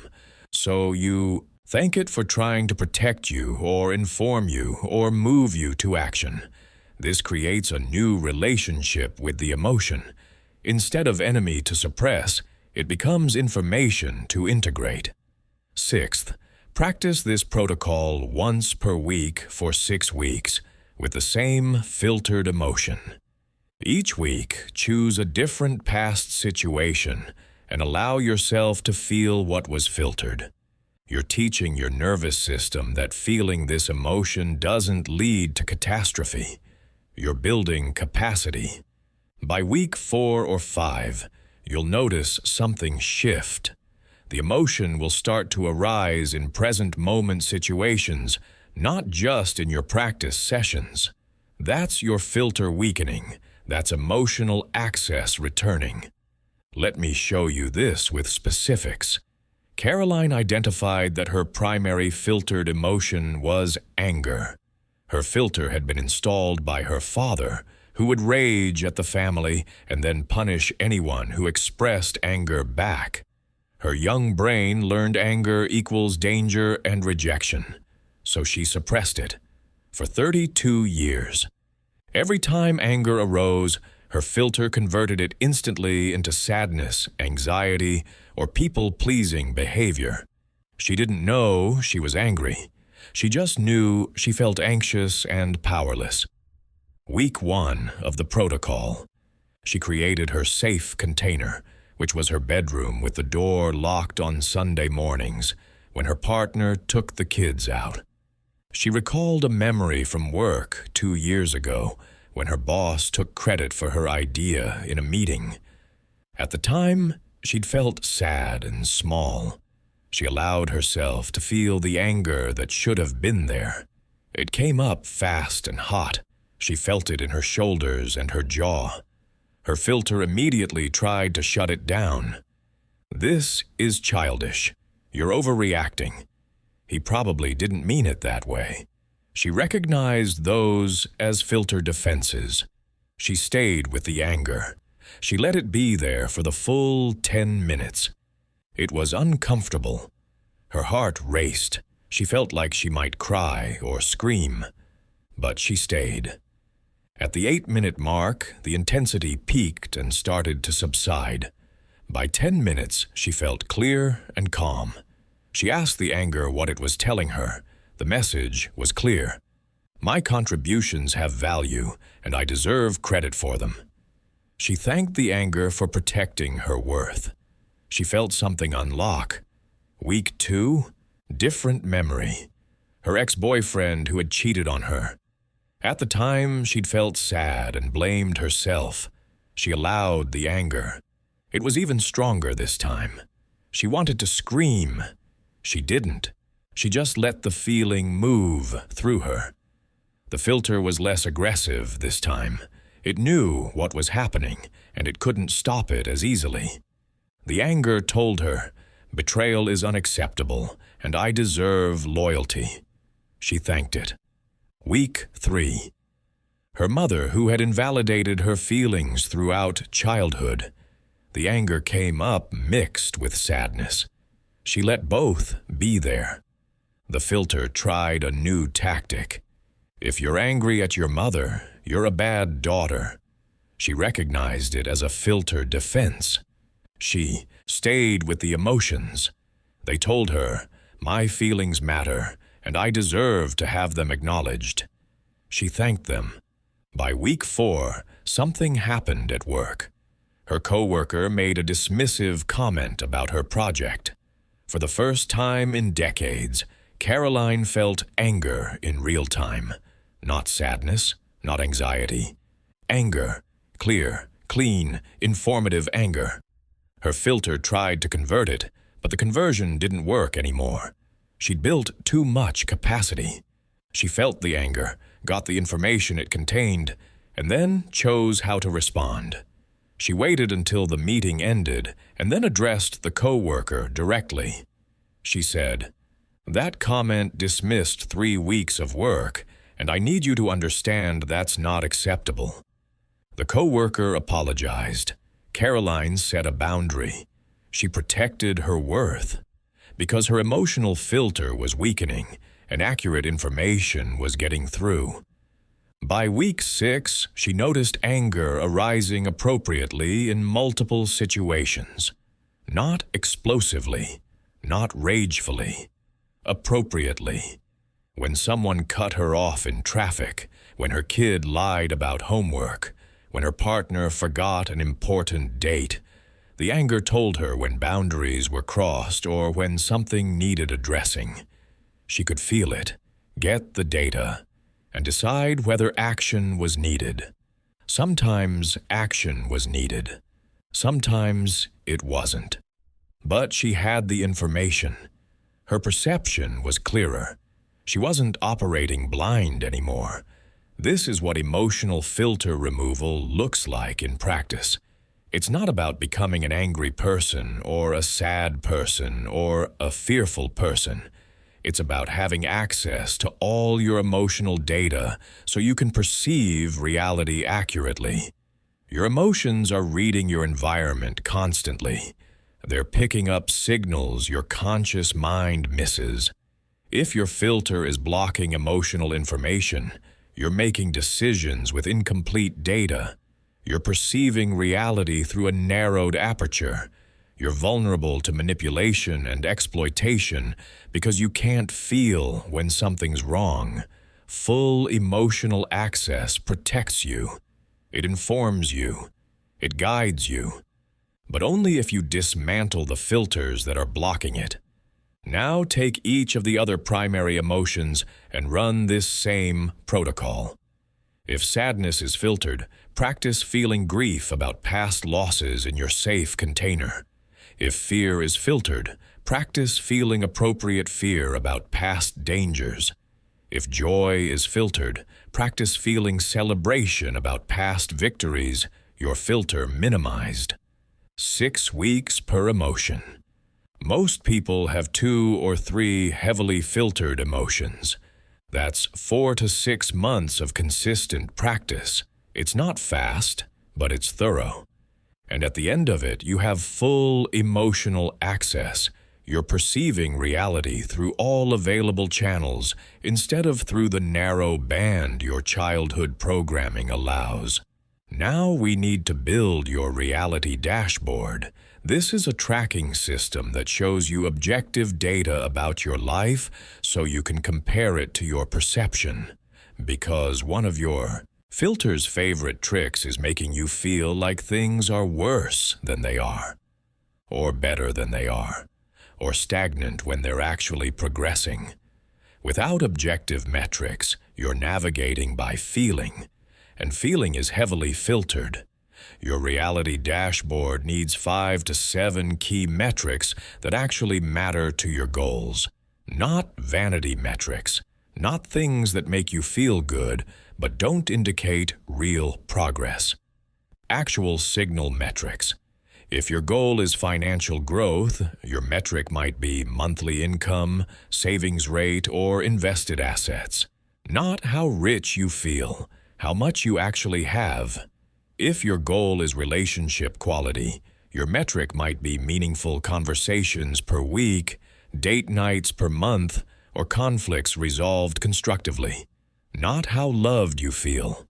Actual interaction data.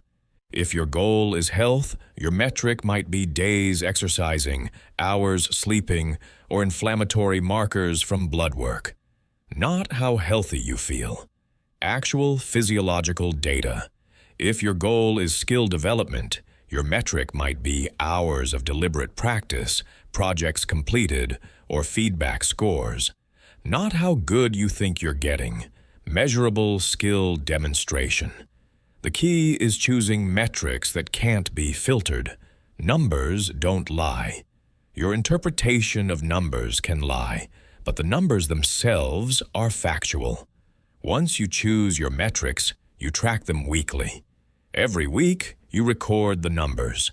You don't interpret, you don't judge, you just record. Over time, you'll see patterns. Maybe you feel like you're not making progress, but the dashboard shows consistent upward movement. That's your filter lying to you. The data is showing reality. Or maybe you feel like you're doing great, but the dashboard shows stagnation or decline. That's also your filter lying to you. The data is showing reality. Either way, you now have a tool that shows you what's actually happening instead of what your filter says is happening. This dashboard practice is uncomfortable because it removes the comforting ambiguity your filter uses to survive. Your filter likes vagueness. It can work with vague. I'm doing okay is vague enough to mean anything. I'm making progress is vague enough to avoid accountability. The dashboard removes vagueness. It shows you exactly where you are. And if where you are doesn't match where you want to be, you have to do something about it. You can't tell yourself comfortable stories anymore. But that discomfort is the point. Comfortable stories keep you stuck. Uncomfortable truth moves you forward. The dashboard gives you uncomfortable truth. What you do with that truth determines whether you grow or retreat back into your filter. Most people retreat. They stop tracking because they don't like what the data shows. That's the filter recapturing them. Don't let it. Keep tracking. Let the data show you reality. Then adjust your actions based on reality instead of based on filtered perception. Let me walk you through building a comprehensive dashboard that actually works. First, you need to understand the difference between vanity metrics and signal metrics. Vanity metrics make you feel good, but don't indicate real progress. Signal metrics might not feel good, but they show actual movement toward your goal. If your goal is income growth, vanity metrics would be things like how many people liked your social media posts, or how many ideas you had for products. Those might correlate with income eventually, but they don't measure income. Signal metrics would be actual revenue, profit margin, client retention rate, or average transaction value. Those numbers directly reflect the goal. Let's build a real dashboard together for someone working on financial growth. Metric 1, monthly gross income. This is the total money coming in before expenses. Track it on the first of every month. Don't round. Don't estimate. Get the actual number from your bank statements and invoicing records. Metric 2, monthly net income. This is what you actually kept after business and living expenses. This number matters more than gross because you can have rising gross income while net income stagnates if your expenses grow at the same rate. Metric 3, savings rate. This is the percentage of net income you're actually saving or investing. You can have decent income, but zero financial progress if your savings rate is 0. Metric 4, asset value. This is the current value of savings, investments, retirement accounts, real estate equity, anything that has monetary value and could be sold or borrowed against. This number shows actual wealth accumulation, not just cash flow. Metric 5, income diversity. This is the number of independent income streams you have. If all your income comes from one employer or one client, you have high risk. This number should trend upward over time as you build resilience. Metric 6, value per hour rate. This is your total income divided by hours worked. This shows whether you're increasing efficiency and value creation or just working more hours for the same money. These 6 metrics give you a complete picture of financial reality. Your filter can't hide in vague feelings when you're tracking specific numbers. Here's how to track them effectively. Get a simple spreadsheet. First column is the date. Next 6 columns are your metrics. Every week, you sit down for 15 minutes and update the numbers. Some metrics, like monthly income, only change once per month. Update those monthly. Some metrics, like hours worked, need to be estimated weekly. That's fine. Estimate conservatively. The goal isn't perfect precision. The goal is seeing trends over time. After you update the numbers, you look at the trend lines. Are they moving in the direction you want? If yes, keep doing what you're doing. If no, something needs to change. But here's the critical part most people miss. The dashboard doesn't just show you where you are. It shows you where your filter is lying to you. Let me show you how this works with Thomas. He's a freelance designer convinced he's doing well financially. His filter tells him business is good. He has plenty of clients. Money comes in. He feels successful. But he agrees to build a dashboard anyway. First week, he updates the metrics. Monthly gross income, $8,200. Feels pretty good. He's proud of that number. Monthly net income, $30,100. That's after business expenses and living costs. He's less proud of that number but tells himself, it's fine. Savings rate, 4%. He's only saving $124 per month. Asset value, $4,800. That's his total savings account. He's 37 years old. Income diversity, 1. All his income is from freelance clients, same industry. Value per hour rate, $38 when he calculates total income divided by estimated hours worked. Looking at this dashboard, Thomas sees something his filter had been hiding. He's not doing well financially. He's surviving, but he's not building wealth. His savings rate is far too low. His asset value is dangerously small for his age. His income diversity is 0, which means one bad month could destabilize everything. His value per hour rate is decent but not growing. His filter had been showing him the $8,200 gross income and hiding everything else. The dashboard made the full picture visible. Week 4, he updates again. Gross income, $7,800. Net income, $20,900. Savings rate, 3%. Asset value, $4,950. Income diversity, still 1. Value per hour rate, $36. The trend is wrong. Income is declining. His filter immediately activates. It was just a slow month. This is normal. Things will pick up. But the dashboard doesn't care about his filter's explanations. The dashboard shows declining numbers. Week 8, he has 2 months of data. The trend confirms. He's not doing well. His filter can't hide anymore. This is the moment where most people quit tracking. They don't like what the data shows, so they stop collecting data. Thomas almost quits, but he's committed to the process. Instead of quitting, he asks a different question. What would I need to change to make these numbers move in the right direction? That question leads to action. He realizes he's undercharging. He raises his rates by 30%. 3 clients balk, 2 accept. He loses a bit of volume, but net income increases because the rate increase more than compensates. He starts building a second income stream by creating design templates to sell. Small revenue at first, but now his income diversity is 2 instead of 1. He cuts 3 recurring expenses that were inflating his costs without adding value.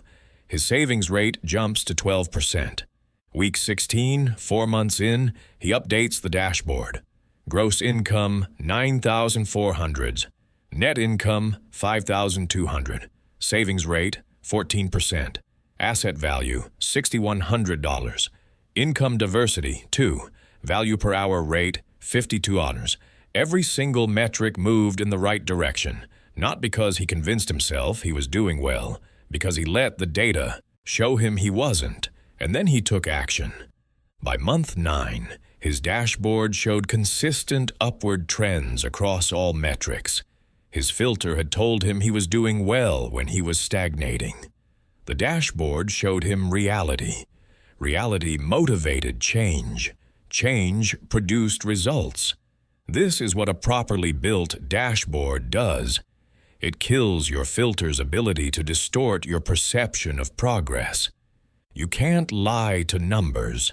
You can lie to yourself about whether you're making progress, but you can't lie about whether your savings rate went from 4% to 14%. The number is the number. And when you track the number weekly, you create accountability. You can't ignore a downward trend when you're seeing it update every 7 days. Now let's talk about dashboard metrics for non-financial goals, because the same principle applies everywhere. If your goal is relationship quality, you need metrics that measure actual relationship health, not how you feel about the relationship. Your filter can make you feel happy in a dying relationship or anxious in a healthy relationship. Feelings are filtered, behaviors are measurable. Relationship metric 1. Meaningful conversations per week.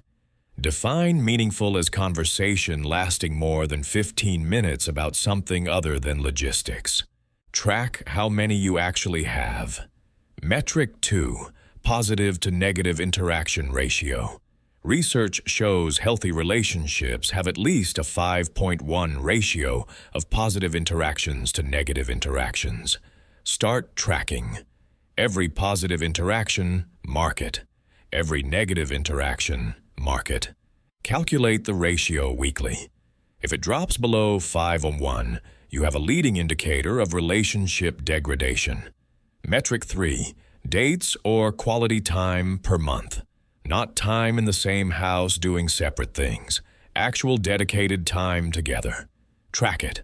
Metric 4. Conflicts resolved constructively.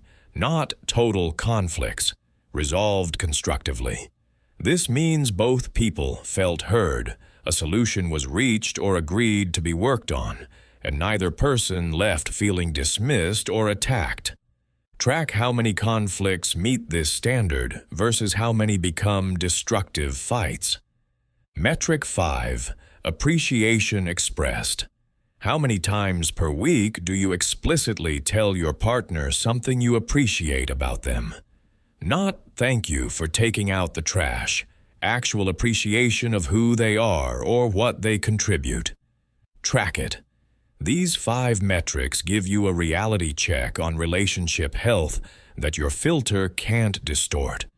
If your goal is skill development, you need metrics that measure actual capability improvement, not how good you feel about your skill level.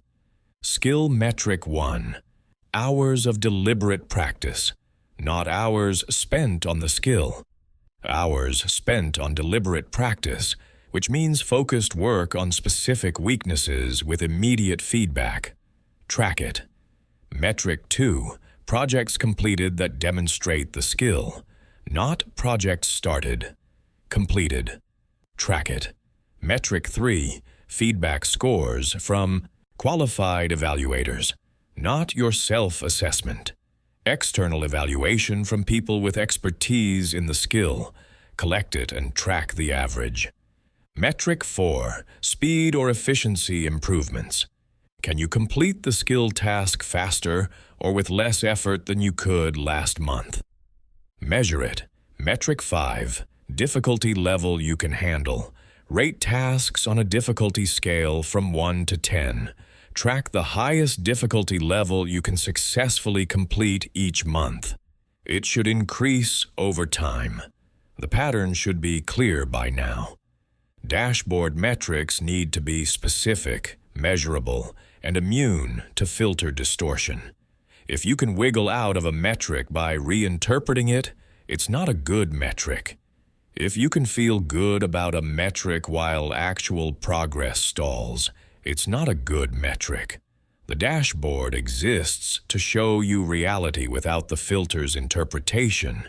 Build it correctly, and it becomes impossible to stay deluded. But here's the trap. Your filter will try to game the dashboard. It will suggest metrics that you're already good at so you can feel successful without actually changing. It will suggest metrics that are easy to manipulate so you can show false progress.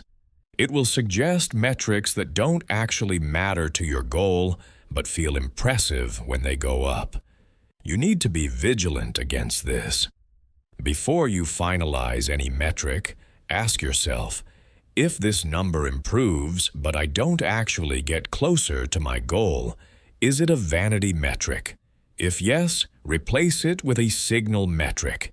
And here's the maintenance schedule. Update your dashboard weekly, not monthly. Weekly updates keep you accountable and let you spot trends early. Monthly updates let you drift for 4 weeks before you notice you're off track. Every quarter, review your metrics themselves. Are they still the right metrics? Have your goals shifted in a way that requires different measurements? Are you gaming any of them? Be honest. If a metric stopped being useful or started being manipulated, replace it. The dashboard is a tool. Tools need maintenance to stay effective. A dashboard full of gamed or outdated metrics is worse than no dashboard because it gives you false confidence. But that discomfort is the point. Comfortable stories keep you stuck. Uncomfortable truth moves you forward. The dashboard gives you uncomfortable truth. What you do with that truth determines whether you grow or retreat back into your filter. Most people retreat. They stop tracking because they don't like what the data shows. That's the filter recapturing them. Don't let it. Keep tracking. Let the data show you reality. Then adjust your actions based on reality instead of based on filtered perception. Here's something critical. Your filter is going to try to infiltrate your dashboard.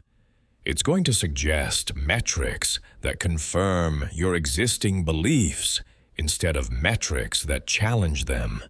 If you're running an "I'm doing great" filter, you'll be tempted to choose metrics you're already winning at and avoid metrics that would show gaps. If you're running an "I'm failing" filter, you'll be tempted to choose metrics where you're struggling and avoid metrics that would show progress. Resist this. Choose metrics that actually matter, even if they're uncomfortable. Especially if they're uncomfortable. The uncomfortable metrics are the ones your filter doesn't want you tracking. Let me tell you about Jennifer. She was convinced she was bad with money. This was a core filter. She'd believed it for 20 years. She had all the evidence. She'd made bad investments. She'd had credit card debt. She'd been broke multiple times. The filter was ironclad, but she agreed to build a dashboard anyway. She chose 3 metrics: monthly savings amount, net worth, debt-to-income ratio. She committed to tracking them for 6 months without interpretation, just the numbers. Month 1, she looked at the numbers. She'd saved $247. Her net worth was negative $8,400 because of student loans. Her debt-to-income ratio was 42%. She felt terrible. See? Bad with money. Proof. But she kept tracking. Month 2, saved $310. Net worth negative $8,240. Debt-to-income 39%. Something small shifted. Month 3, saved $425. Net worth negative 7,190. Debt to income 36%. Month 4, saved 510. Net worth negative $7,200. Debt to income 32%. By month 6, she'd saved $3,100. Her net worth was negative $5,800. Her debt to income ratio was 24%. When she looked at the trend, something cracked open. She wasn't bad with money. She'd been improving with money consistently for 6 months. Every single metric moved in the right direction. Her filter had been telling her she was failing. The data showed she was succeeding. She'd been running a program based on old evidence while ignoring new evidence. The dashboard made the new evidence undeniable. That dashboard shifted her entire relationship with money. Not because she suddenly became good at it, because she discovered she'd been good at it for months, and her filter had been hiding that from her. Once she saw it, she could build on it. She increased her savings rate. She accelerated debt payoff. She started investing. 2 years later, she had a 6-month emergency fund and was contributing 15% to retirement. The person who was bad with money became someone who was good with money. Not through affirmations, through data that contradicted her filter until the filter collapsed. That's the power of a reality dashboard. It shows you truth your filter is hiding. And truth, even uncomfortable truth, is always more useful than filtered perception. Because you can work with truth. You can adjust based on truth. You can build on truth. Filtered perception just keeps you looping in the same patterns, wondering why nothing changes. Nothing changes because you're not seeing what actually is. You're seeing what your filter says is. The dashboard fixes that. Now let's talk about the clarity detox, because your filter isn't just internal programming. It's also being constantly reinforced by external inputs, media, news, social media, opinion, analysis. Every piece of information you consume is either reinforcing your filters or challenging them. And most people are consuming filter-reinforcing information 16 hours a day. Then they wonder why their perception doesn't change. Your perception doesn't change because you're feeding it the same inputs that created it. Here's what I want you to do. For 72 hours, you're going to do a complete information fast. No news, no social media, no podcasts or YouTube, unless they're directly relevant to a skill you're actively developing. No opinion pieces, no analysis, no commentary, nothing that tells you what to think or how to interpret reality. 72 hours of input silence. This is going to be uncomfortable. Your filter is addicted to external validation and threat detection. News feeds both addictions. It validates your worldview and provides threats to monitor. Removing it will feel like removing a security blanket. But watch what happens. Without constant external input, your mind starts to clear. You start thinking your own thoughts instead of recycling other people's thoughts. You start noticing your actual environment instead of ruminating about abstract threats you read about. You start feeling your actual feelings instead of the feelings media is designed to generate. Your perception begins to reset. The filter loosens its grip because it's not being constantly reinforced by confirmatory information. During these 72 hours, track your internal state. How's your anxiety level compared to normal? How's your mental clarity? How's your decision quality?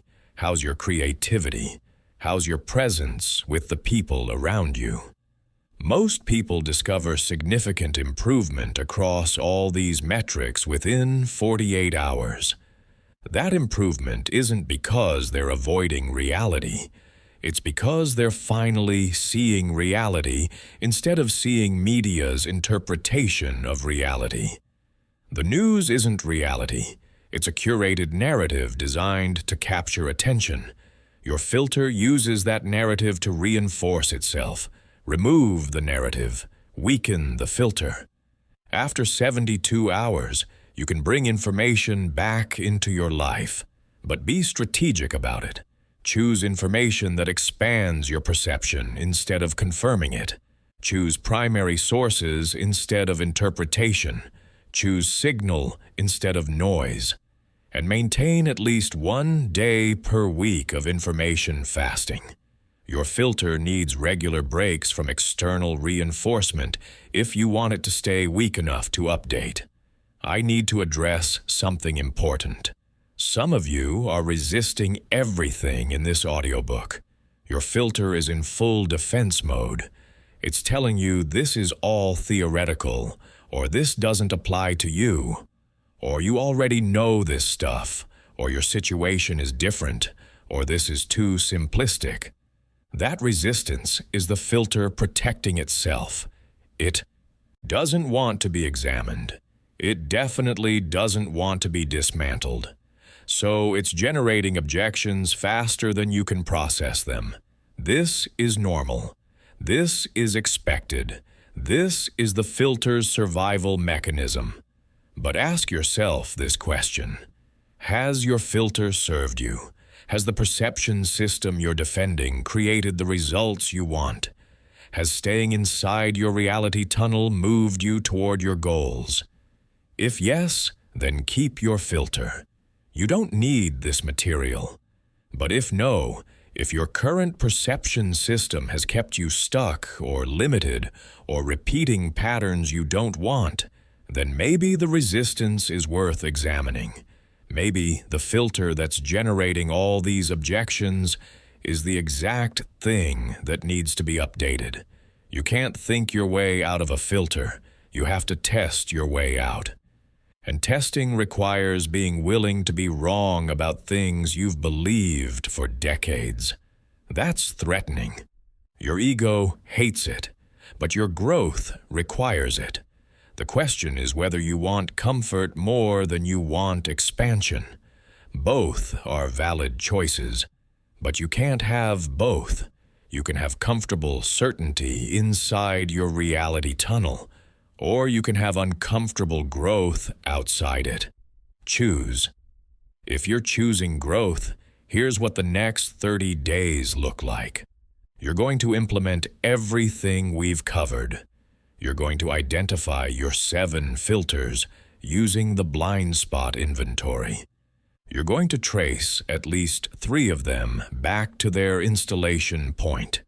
You're going to reprogram your RAS with 5 new attention targets and read them every morning. You're going to run experiments that directly contradict your limiting filters and collect outcome data. You're going to examine 3 defining memories and separate fact from filter narrative. You're going to test at least 1 default assumption by finding 10 counterexamples. You're going to take daily perception walks to expand your sensory awareness. You're going to build a reality dashboard with 5 to 7 metrics and track them weekly. You're going to do a 72-hour clarity fast and notice the perceptual shift. That's a lot. It's supposed to be. Filter dismantling isn't a casual weekend project. It's a systematic rewiring of how you perceive reality. It requires sustained effort and uncomfortable action. Most people won't do it. They'll listen to this audiobook, think it's interesting, maybe try 1 or 2 exercises, and then drift back into their filter. 6 months from now, they'll be exactly where they are today, wondering why nothing changed. Nothing changed because they didn't change their perception. And they didn't change their perception because they weren't willing to do the uncomfortable work of testing their filters.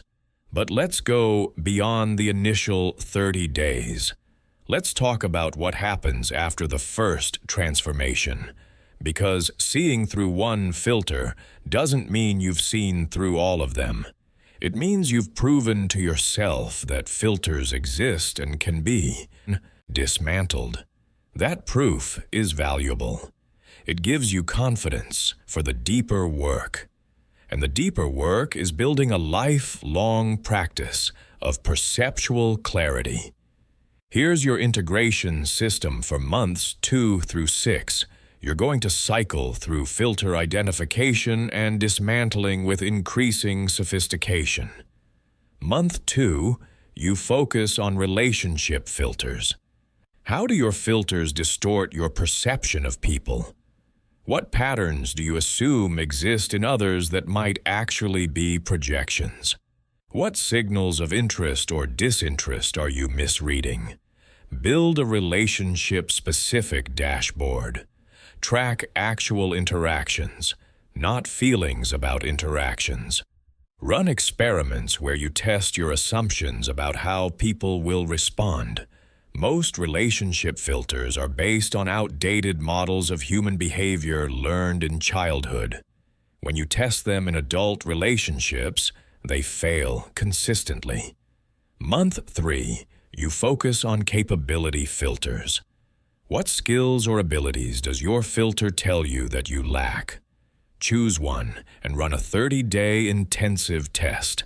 Deliberate practice every day. Track measurable improvement.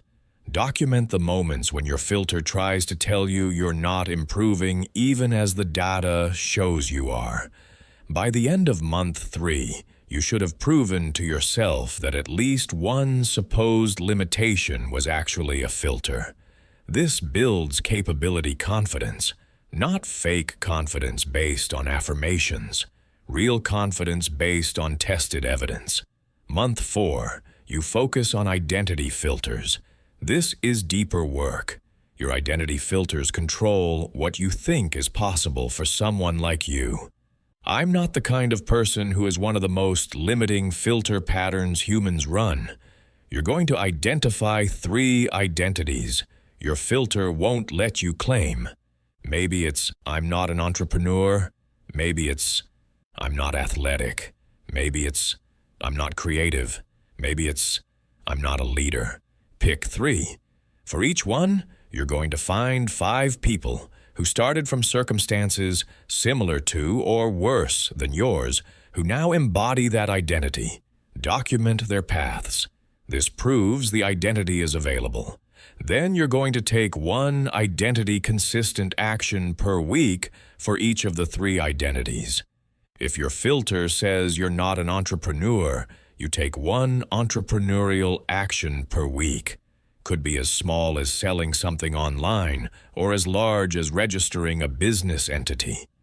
The point is taking action that contradicts the identity filter. By the end of month 4, you've taken 12 actions that prove you can embody identities your filter said were off limits. Month 5, you focus on future filters. What does your filter tell you about what's possible in your future? For most people, their filter projects their past onto their future.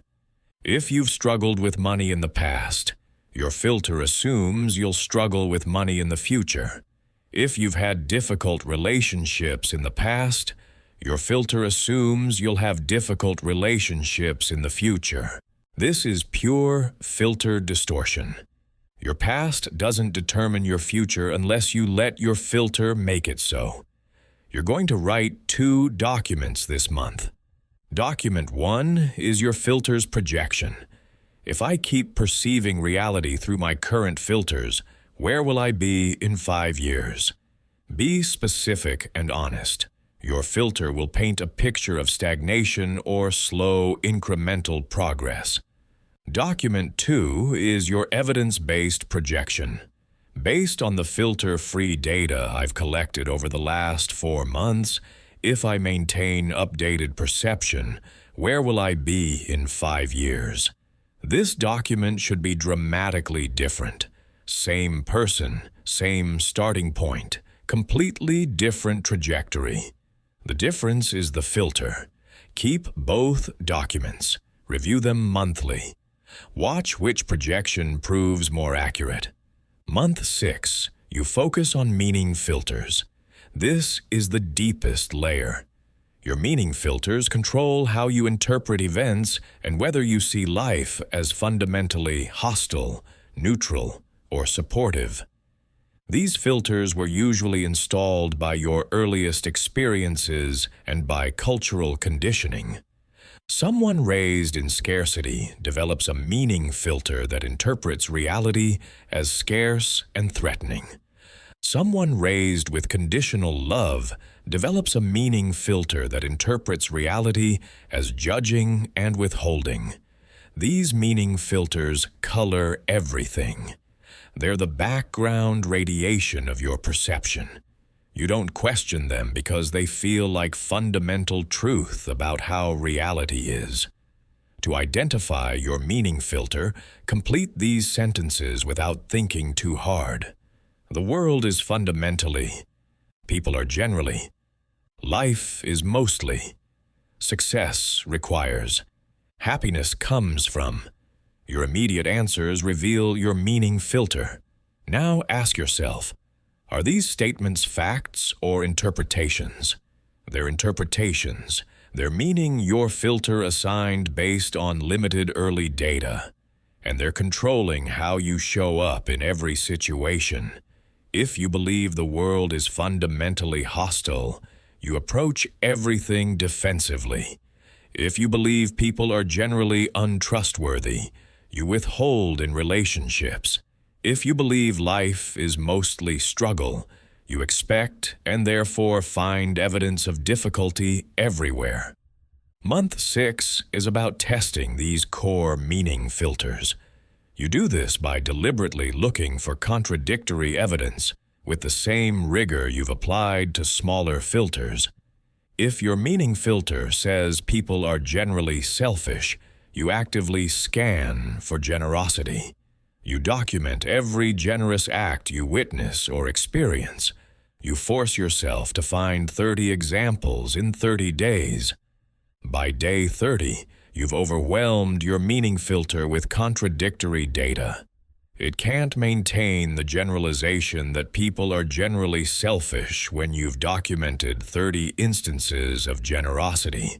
The filter weakens. Your core perception of reality shifts. This 6-month cycle gives you a systematic method for identifying and dismantling filters at every level. Surface filters like I'm bad at public speaking, mid-level filters like I'm not leadership material, deep filters like the world is hostile.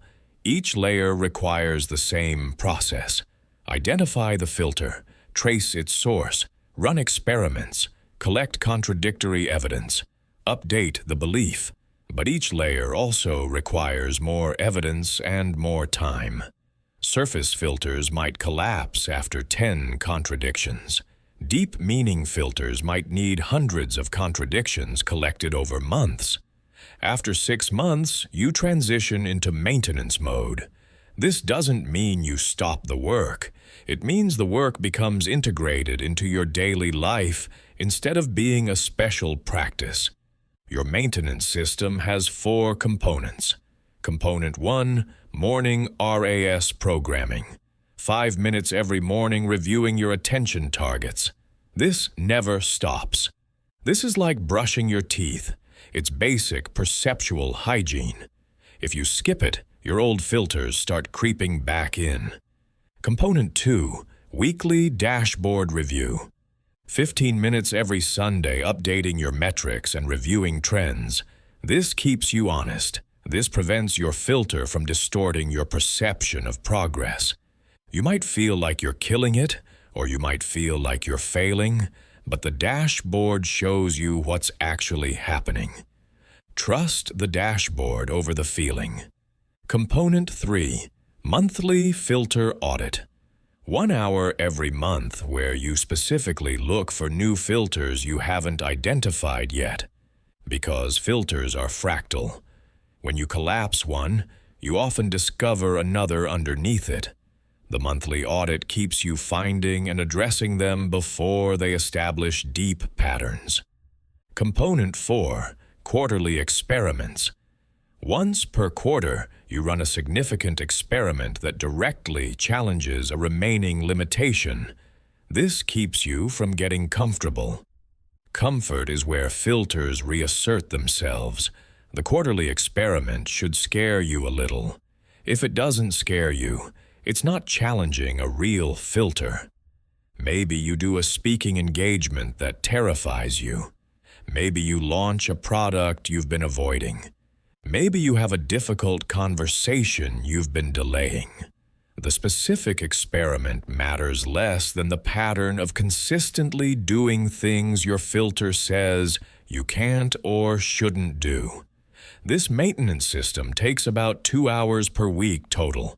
5 minutes daily for RAS programming, 15 minutes weekly for dashboard review, 1 hour monthly for filter audit, averaged out. 2 hours per week to maintain clear perception. Most people won't do it. They'll do it for a while, see some results, get comfortable, and drift back into filtered perception. Then they'll wonder why their progress stalled. Their progress stalled because they stopped maintaining their perceptual clarity. Clear perception isn't a destination. It's a practice. You don't achieve it and then coast. You maintain it or you lose it. Let me show you what long-term maintenance looks like with someone who actually does it. Alexis started this work 3 years ago. Year 1, she did the full cycle. Identified her major filters around money, relationships, and capability. Ran hundreds of experiments. Collapsed multiple limiting beliefs. Built a dashboard. Saw significant results. Income up 47%. Relationship quality dramatically improved. Started a side business she'd been afraid to launch. Year 1 was transformational. Then Year 2 hit. She got comfortable. She stopped the morning RAS practice because she felt like she didn't need it anymore. She updated her dashboard less frequently. She stopped running experiments because things were going well. Slowly, over months, her old filters started creeping back in.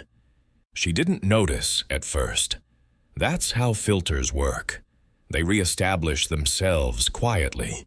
She started doubting herself more. Started seeing scarcity where she'd been seeing abundance. Started interpreting neutral interactions as rejections. Started avoiding challenges she would have embraced 6 months earlier. By month 18, she'd regressed about 60% back toward her old patterns. Not completely. She'd built some real capabilities and relationships that couldn't be erased, but her perception had narrowed again.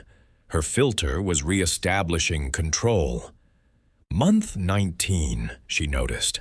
Something felt off.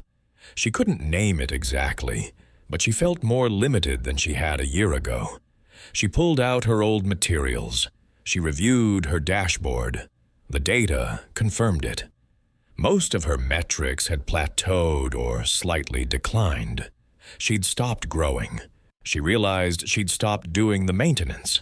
So she restarted. Morning RAS programming every day. Weekly dashboard updates, monthly filter audits, quarterly experiments. Within 3 months, she was back on an upward trajectory. Within 6 months, she'd exceeded her previous peaks. But here's what she learned. The practice doesn't end. Ever. If she wants to maintain clear perception, she has to maintain the practices. It's not punishment. It's just reality. Your filter system is ancient and deeply rooted. The updated perception is newer and requires active maintenance. It's like fitness. You don't get fit and then stop exercising and expect to stay fit. You maintain fitness by maintaining the practices. Same with perceptual clarity. You maintain it by maintaining the practices. Year 3, Alexis integrated the practices so completely that they became invisible. She doesn't think about doing morning RAS programming any more than she thinks about brushing her teeth. She just does it. Dashboard review is part of her Sunday routine. Filter audits happen automatically throughout the month as she notices her thoughts. Quarterly experiments are planned in advance. The practices aren't extra work anymore. They're how she operates, and the results compound. Year 3, her income doubled again. Her relationship deepened in ways she didn't think were possible. Her side business became her main business. She built capabilities she'd never imagined having, but the most important result is perceptual. She sees reality more clearly than she did 3 years ago. She catches her filter distorting things in real time and corrects it. She notices opportunities most people miss because most people's filters delete them. She makes decisions based on evidence instead of on fear or outdated programming. She moves through the world with a level of clarity that creates compounding advantages. That clarity didn't come from one breakthrough moment. It came from 3 years of consistent practice, daily maintenance, weekly accountability, monthly auditing, quarterly challenges. That's what it takes. Not for 30 days, forever. Because clear perception is a practice, not a destination. So here's what you need to understand as you move forward. The initial work is intense, identifying filters, testing them, collecting evidence, collapsing limiting beliefs. That phase is 6 to 12 months, depending on how deep your filters run and how committed you are to the work.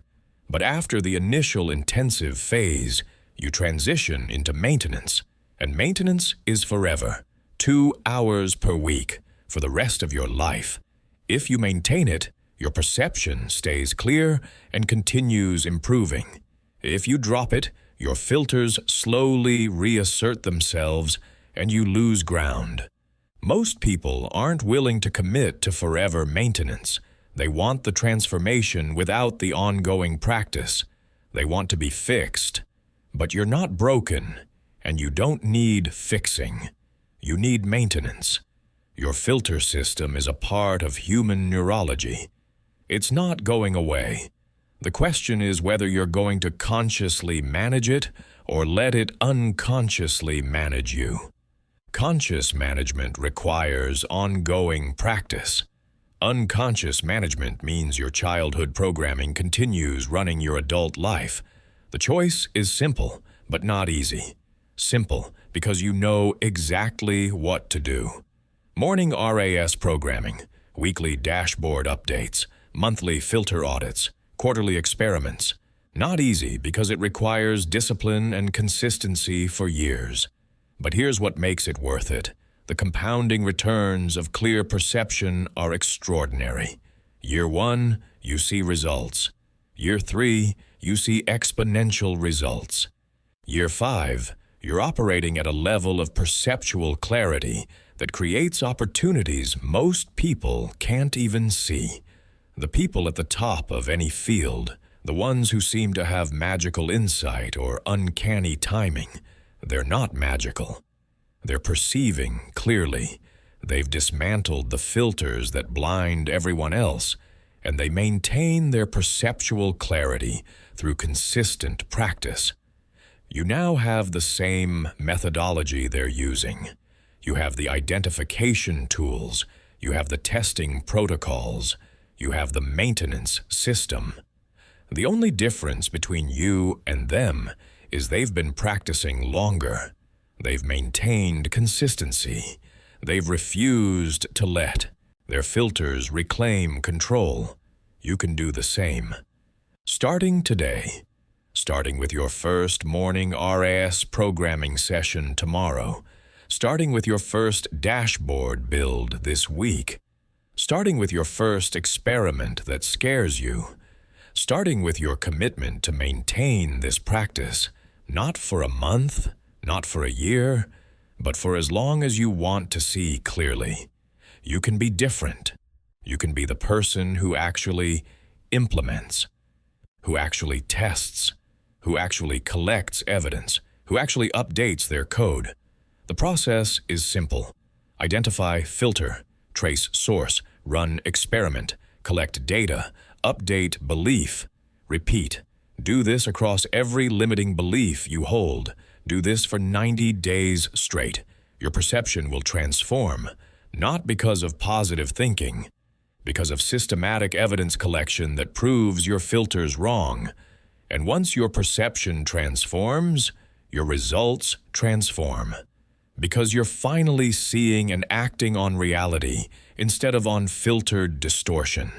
You notice opportunities you were deleting. You take actions you were avoiding. You build capabilities you thought you lacked. You create outcomes you thought were impossible. Not through magic, through clear perception leading to effective action. Now let's go deeper into specialized filter types that most people never identify.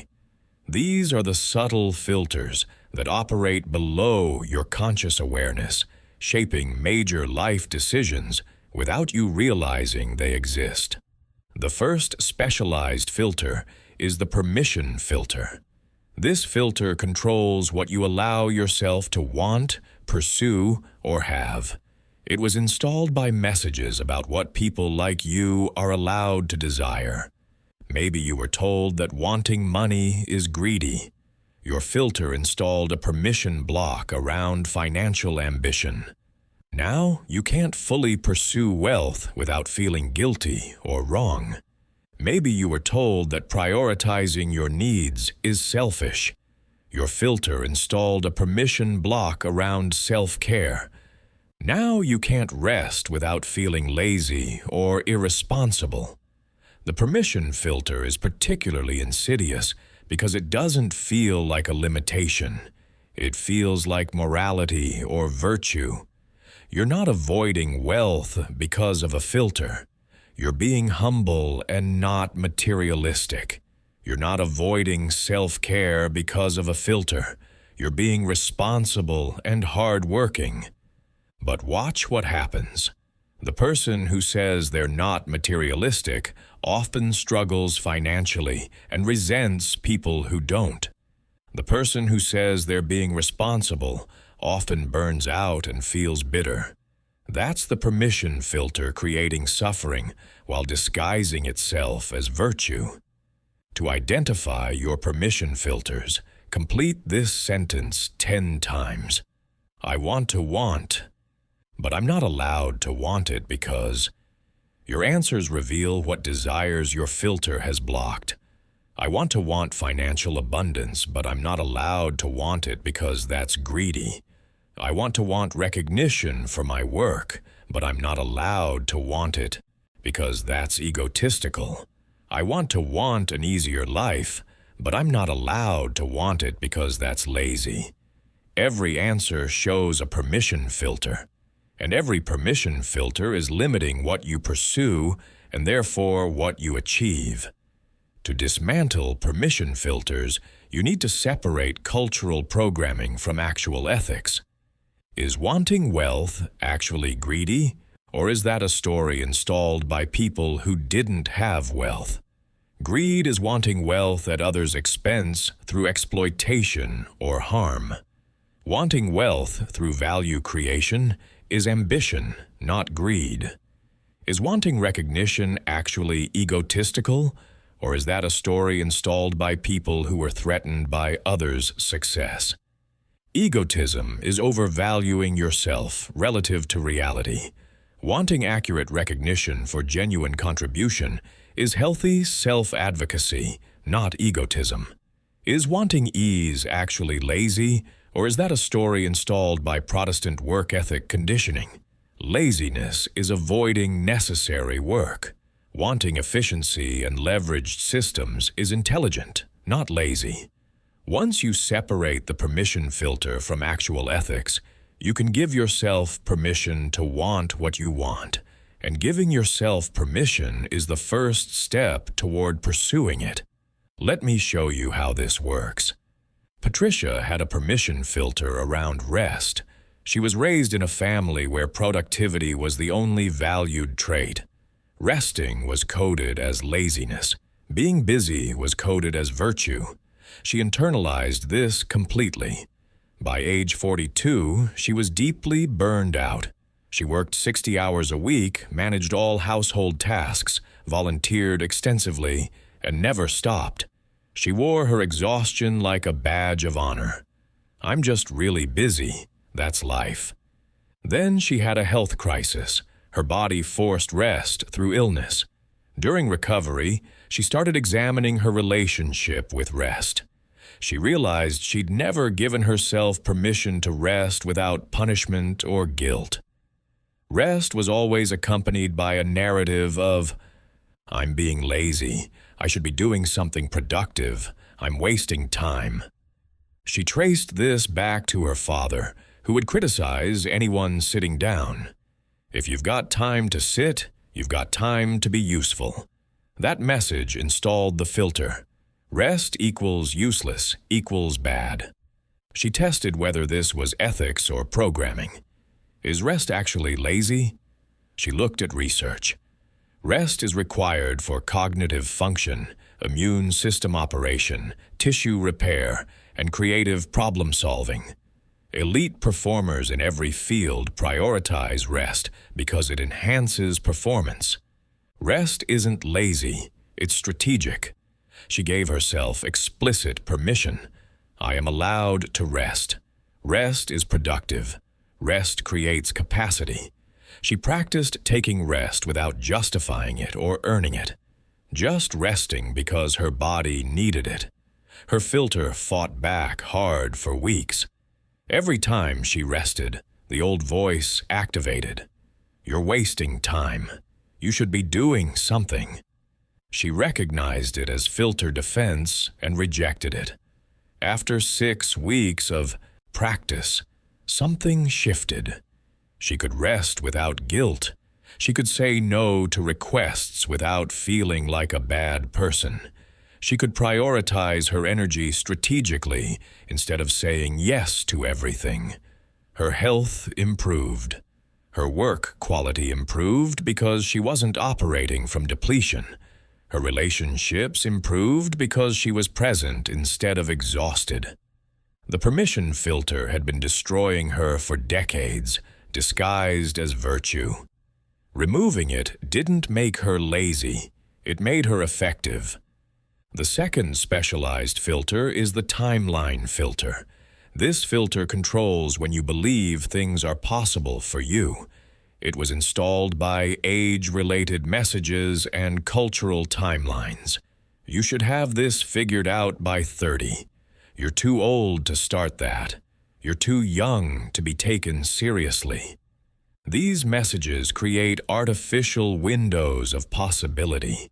Your filter codes certain opportunities as expired or not yet available, based purely on age, completely independent of actual capability.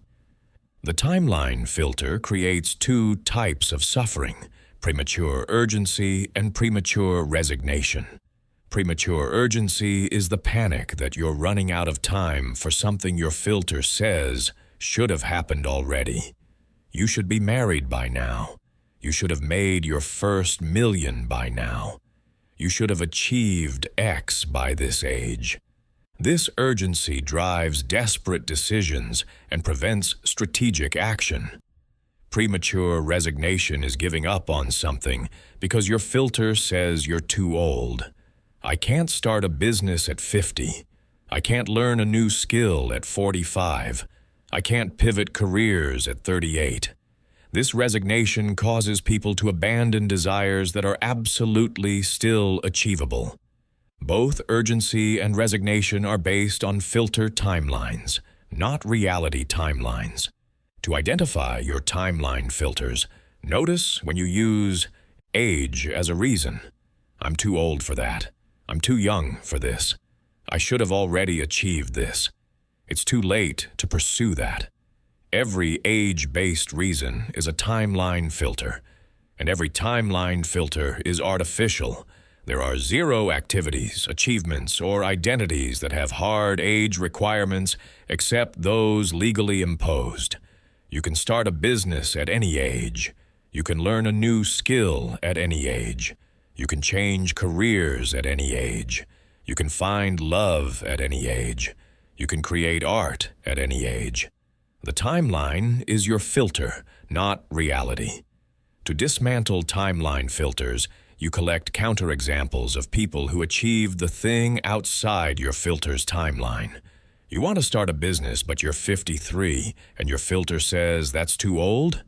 Find 10 people who started successful businesses after 50. Ray Kroc was 52 when he founded McDonald's. Vera Wang entered fashion design at 40. Colonel Sanders was 62 when KFC became successful. Charles Darwin published Origin of Species at 50. Laura Ingalls Wilder published her first book at 64. 10 counterexamples prove your timeline filter is subjective, not universal. Then you take one timeline-defying action per week, something your filter says you're too old or too young for. The action doesn't have to be dramatic. It just has to contradict the filter. If your filter says you're too old to be physically fit, you join a fitness class. If your filter says you're too young to be a leader, you volunteer to lead something.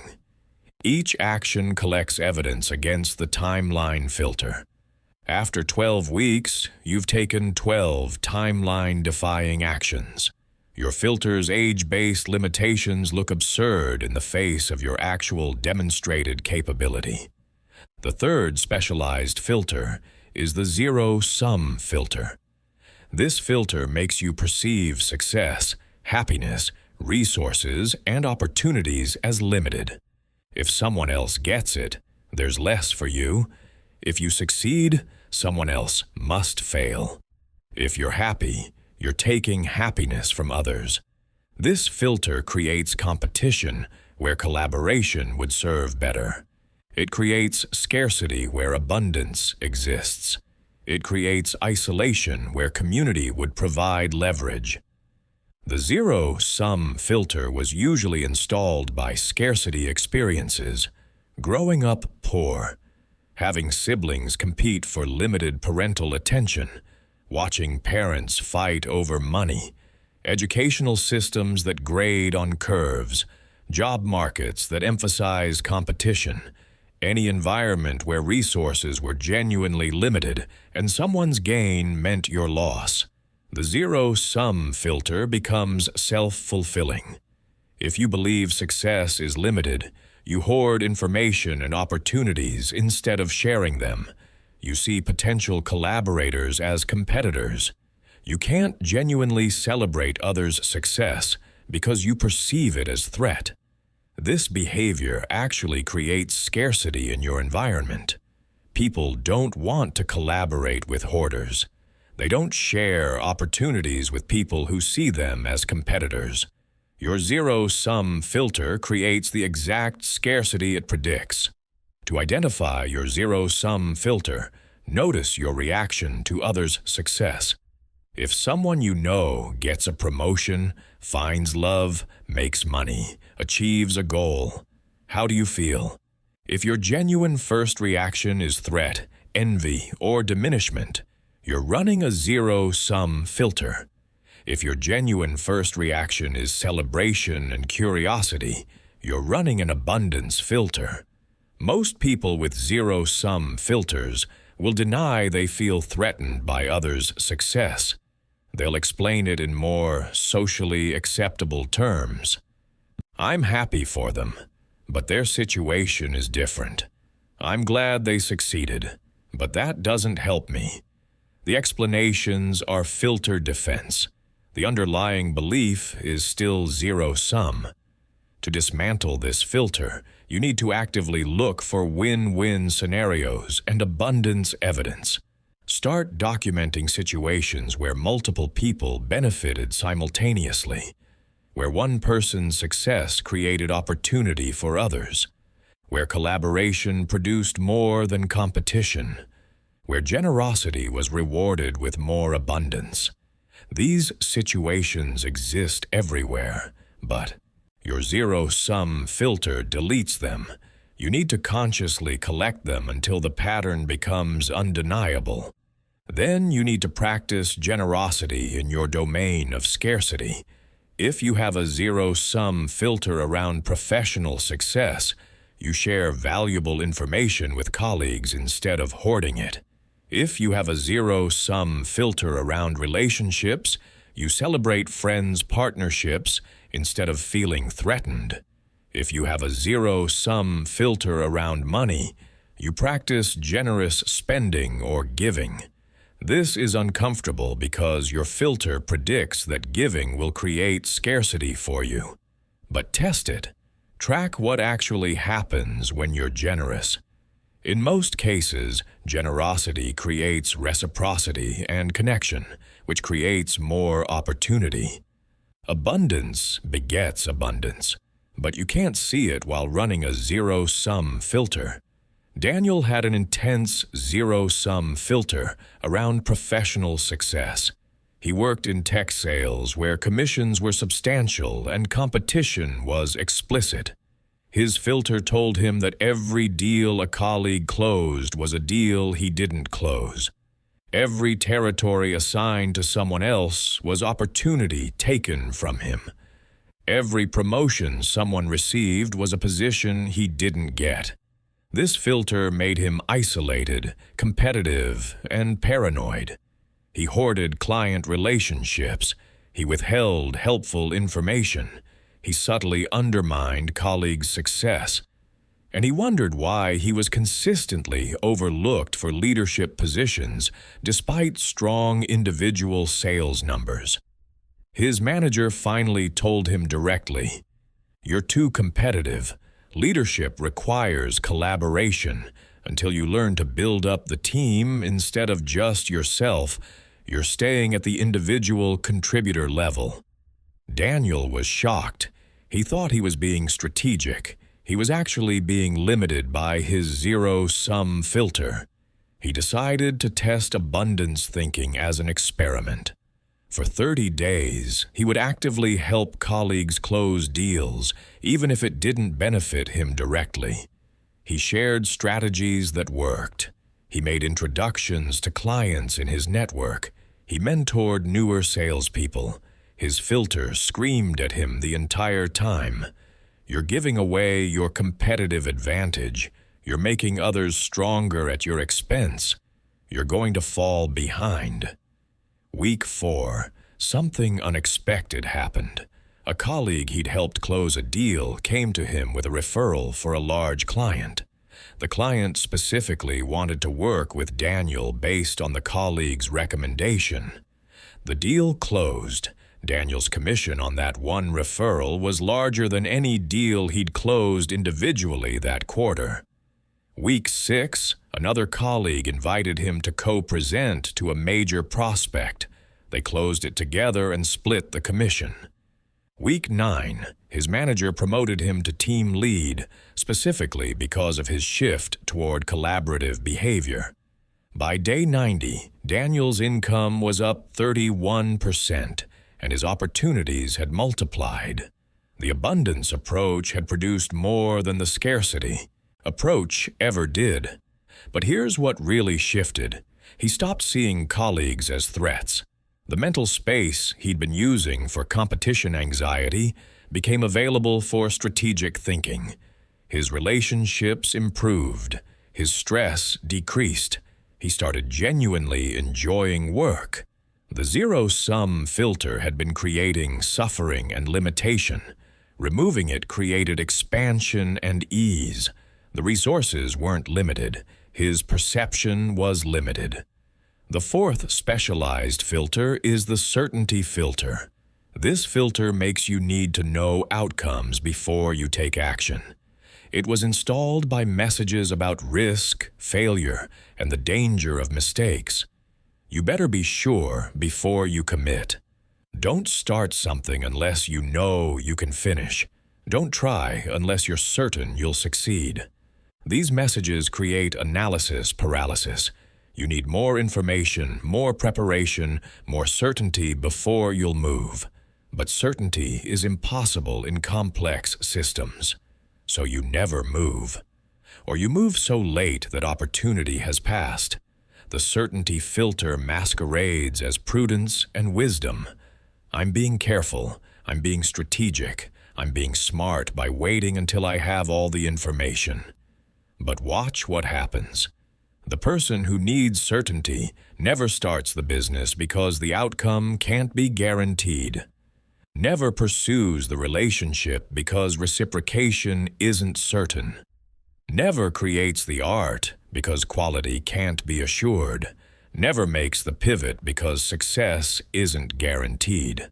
The certainty filter produces inaction, which guarantees the outcome you're trying to avoid. If you never start the business, you definitely don't build wealth. If you never pursue the relationship, you definitely stay alone. If you never create the art, you definitely don't produce good work. To identify your certainty filter, notice what you're delaying while you gather more information or wait for the right time. If you've been researching something for months without acting, you're running a certainty filter.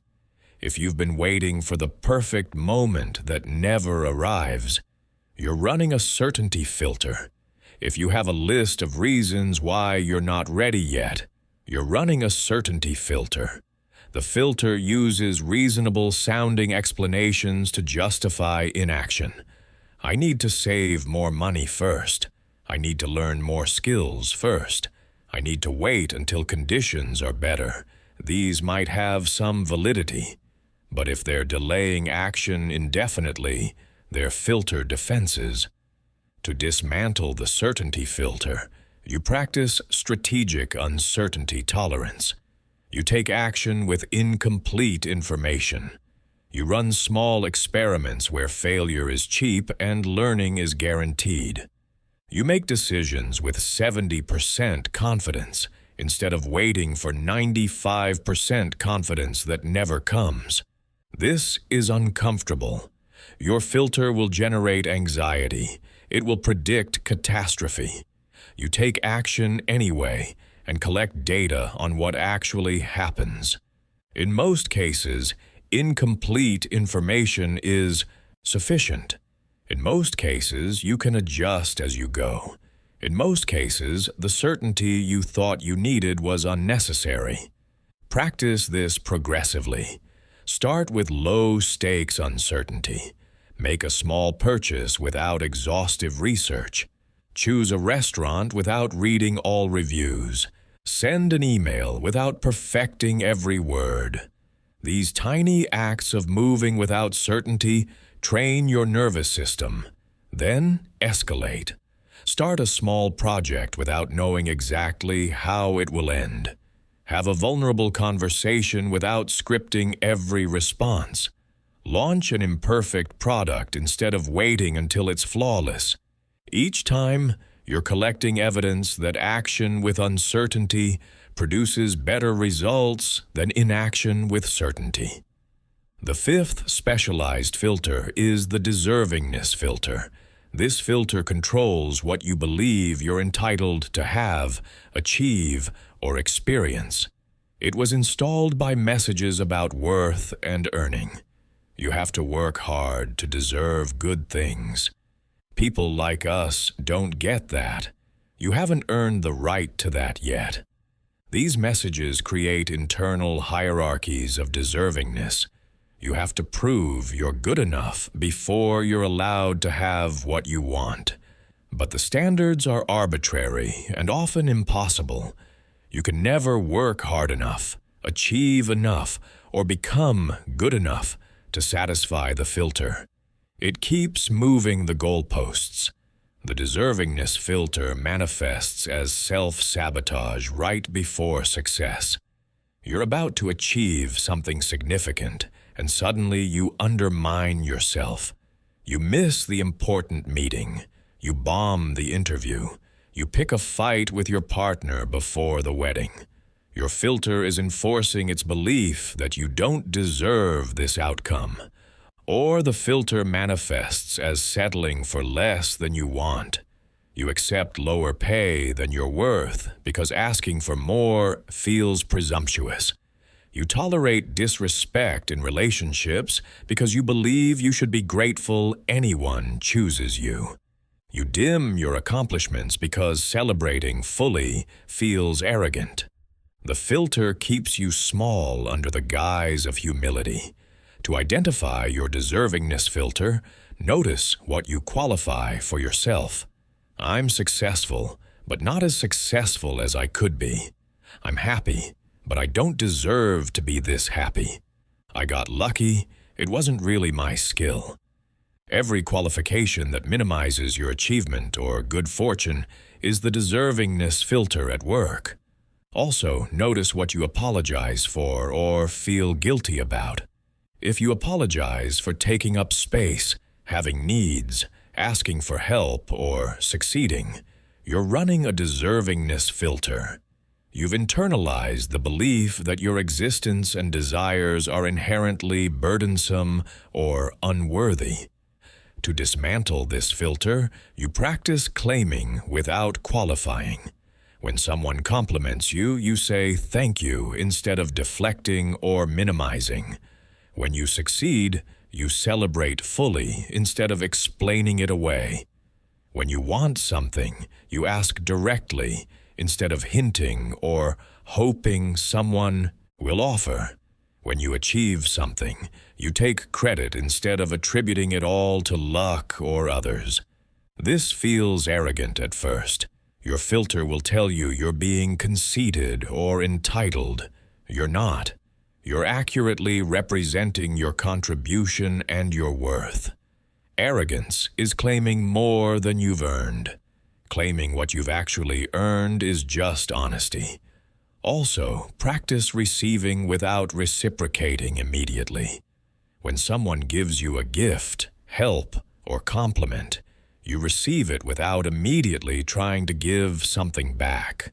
The deservingness filter makes you uncomfortable receiving because it codes receiving as debt. You have to even the score immediately, or you're taking advantage.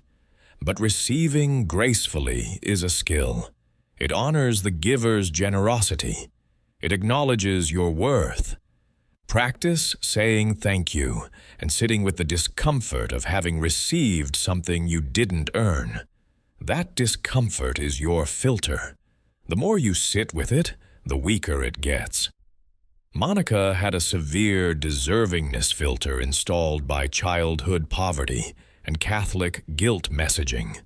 She believed good things had to be earned through suffering and that wanting more than subsistence was sinful. By 34, she was making decent money, but living like she was broke. She rented a cheap apartment in a dangerous neighborhood, despite being able to afford better.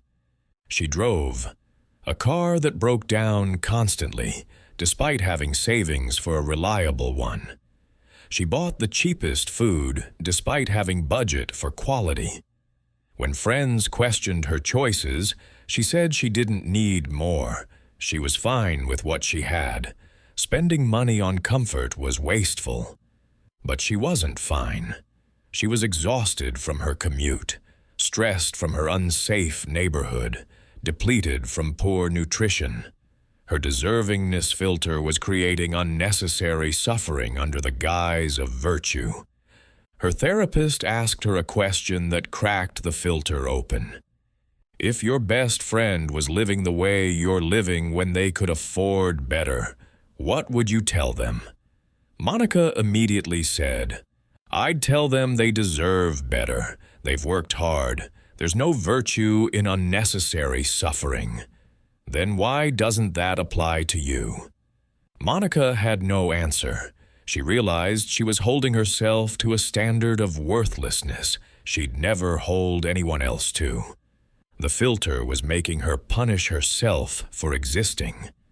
She ran an experiment. She moved to a safe apartment in a better neighborhood. Her filter screamed that she was being indulgent and irresponsible. She stayed anyway. Within 2 weeks, her sleep improved because she wasn't waking to sirens. Her stress decreased because she felt safe. Her energy increased because she wasn't in constant vigilance mode. She bought a reliable car. Her filter said she was wasting money, but she stopped losing work hours to breakdowns. She started buying quality food. Her filter said she didn't need it, but her health markers improved at her next physical. Every upgrade her filter coded as undeserved actually improved her functioning, and therefore her capacity to contribute. She wasn't being selfish by treating herself well. She was being strategic. The deservingness filter dissolves when you separate worth from earning. Your worth as a human isn't something you earn through achievement or suffering. It's inherent. You deserve safety, health, dignity, and respect because you exist, not because you've proven yourself worthy. Achievements are great, but they don't make you more deserving of basic goods. They just mean you've achieved things. Your fundamental worth was already maxed out at birth. The deservingness filter is trying to enforce a hierarchical system that doesn't match reality. Understanding these 5 specialized filters, permission, timeline, zero-sum, certainty, and deservingness, gives you precision in identifying subtle blocks. Most people never get this specific. They just feel stuck or limited without knowing why. Now you know why. You have specific filters running specific programs, and specific filters require specific interventions. Generic positive thinking won't touch these, but targeted evidence collection and systematic testing will dismantle them completely. The matrix effect is this. You're living in a reality of your filter's creation, convinced it's actual reality. The way out is seeing the code, recognizing that what you think is real is actually interpreted, filtered, distorted, and then systematically replacing filter-based perception with evidence-based perception. This process never ends. You'll never have perfect perception, but you can have dramatically clearer perception than you have now. And that clarity advantage compounds over years into completely different life outcomes. Most people never escape the matrix. They die inside their reality tunnel, convinced until the end that they saw clearly. They didn't. They saw their filter. You now know the difference.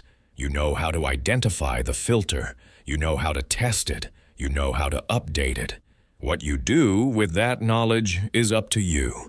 You can go back to comfortable, filtered perception, or you can commit to uncomfortable, evidence-based perception.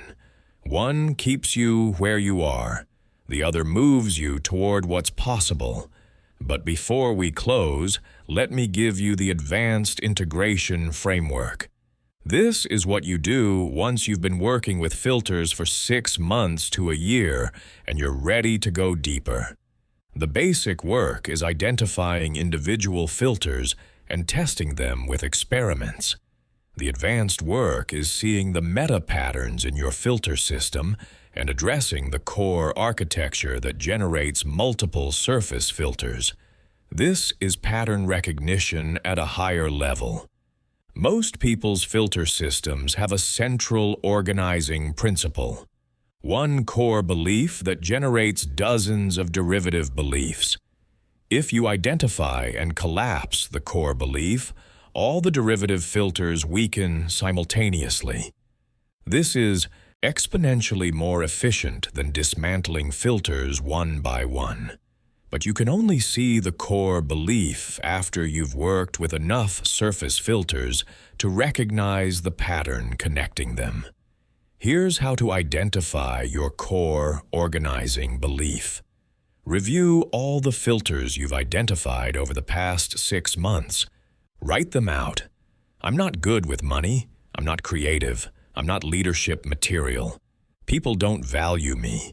I can't handle conflict. I'm not attractive. Whatever your specific collection is, write them all out. Now look for the common thread. What's the deeper belief that would generate all of these surface beliefs? For many people, the core belief is some version of, I'm fundamentally inadequate, or I'm fundamentally unlovable, or I'm fundamentally unsafe. Those three core beliefs account for probably 80% of human filter systems. If your core belief is I'm fundamentally inadequate, it generates filters in every domain. You're not good with money because you're inadequate. You're not creative because you're inadequate. You're not leadership material because you're inadequate. Every surface filter is just that core belief applied to a specific area. If your core belief is I'm fundamentally unlovable, it generates different but related filters. You don't pursue relationships because you're unlovable. You tolerate mistreatment because you're unlovable. You sabotage connection because you're unlovable. If your core belief is I'm fundamentally unsafe, it generates hypervigilance filters. You avoid risk because you're unsafe. You need certainty because you're unsafe. You hoard resources because you're unsafe. The core belief was installed very early, usually before age 7, by your primary attachment experiences. If your parents were inconsistently available, your brain might have concluded I'm unlovable. If your parents were critical or comparative, your brain might have concluded I'm inadequate. If your environment was chaotic or threatening, your brain might have concluded I'm unsafe. The child brain doesn't have sophisticated analysis capacity. It makes simple global interpretations of early experiences, and those interpretations become the foundation for every filter that builds on top. To dismantle a core belief, you can't just run a few experiments. The belief is too foundational. It's been collecting confirmation for decades. You need a sustained evidence campaign. This means daily practices for months that directly contradict the core belief. If your core belief is I'm fundamentally inadequate, your daily practice is documenting adequacy. Every day you write down 3 things you did adequately or better. Not extraordinarily, just adequately. Your filter wants you to be extraordinary to count as adequate. That's the filter. Adequate is enough. Most things you do adequately. You need to train your brain to notice and weight this as significant. Additionally, you actively look for evidence of capability. Times you solved problems. Times you learned things. Times you contributed value. Times you handled challenges. You're building a massive file of adequacy evidence. The core belief tries to dismiss this. Those were flukes. Those were easy. That doesn't count. You reject the dismissal. You weight the evidence as real. After 6 months of daily adequacy documentation, you've collected over 500 pieces of evidence. The core belief can't survive that volume of contradiction. It might not disappear completely. Core beliefs are sticky, but it weakens enough that the derivative filters lose their power. If your core belief is I'm fundamentally unlovable, your daily practice is documenting love and connection. Every day, you write down 3 instances of positive connection. Someone smiled at you. Someone asked how you are. Someone helped you. Someone chose to spend time with you. Your filter codes these as meaningless or pity. You recode them as evidence of lovability. Additionally, you practice vulnerability. You share something real with someone safe and notice they don't reject you. You ask for help and notice people give it. You express a need and notice people accommodate it. Each time, you're collecting evidence that you can be seen and still be chosen. If your core belief is "I'm fundamentally unsafe," your daily practice is documenting safety. Every day, you write down 3 things that went safely. You got to work without incident. You had a meal. You slept through the night. You had a conversation that didn't turn hostile. Your filter codes these as not counting because nothing bad happened. You recode them as evidence of environmental safety. Additionally, you practice small risks and track that you survive them. You try something new and nothing terrible happens. You express an unpopular opinion and you're not attacked. You set a boundary and the relationship doesn't end. Each time, you're proving to your nervous system that risk doesn't automatically equal harm. This core belief work is the deepest layer. It's what transforms your baseline state. When you dismantle individual filters, you improve specific domains. When you dismantle your core belief, you improve everything simultaneously. Your confidence stabilizes because it's not based on achievements anymore. It's based on accepted adequacy. Your relationships deepen because you're not protecting against inevitable rejection anymore. You're open to actual connection. Your risk tolerance increases because you're not operating from constant threat detection anymore. You can evaluate actual risk instead of filtering everything as dangerous. Let me show you this transformation with Elena. She spent 8 months working on surface filters. She collapsed her public speaking filter, her money filter, her creativity filter, her leadership filter. Each one required experiments and evidence. Each one improved specific outcomes. But she still felt fundamentally limited. Something underneath. All the surface work wasn't shifting. She did the pattern recognition exercise and saw it immediately. Every single filter she'd worked on was a derivative of "I'm fundamentally inadequate." She'd been trying to prove she was adequate in each domain, instead of addressing the core belief generating all the domain-specific doubts. She shifted strategies. For 9 months, she ran the daily adequacy documentation practice. Every morning, she wrote 3 things she'd done adequately the previous day. Made breakfast, responded to emails, had a client meeting, helped her kid with homework.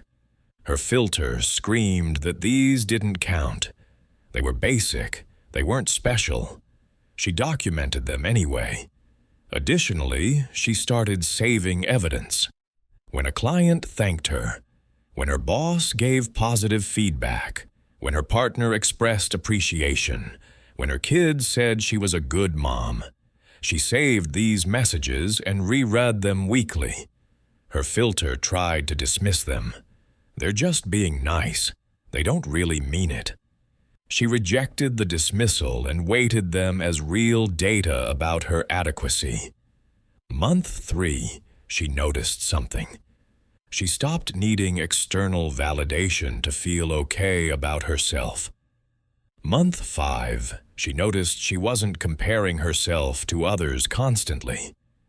Month 7, she caught herself thinking, "I handled that well after a difficult situation," and the thought wasn't immediately followed by, "but I should have handled it better." By month 9, her baseline state had shifted.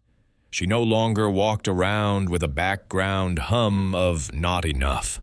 She felt fundamentally adequate, not special, not extraordinary, just adequate. And adequate was enough.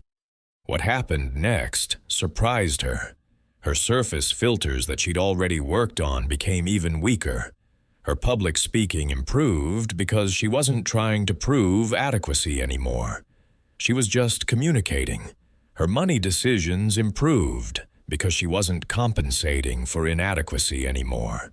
She was just creating value. Her leadership became more effective because she wasn't performing competence anymore. She was just leading. The core belief had been adding friction to everything. Removing it removed friction from all domains simultaneously. Now let's talk about filter transmission, because this is critical if you have children or manage people. Filters don't just affect you. They transmit to people in your influence sphere, especially children.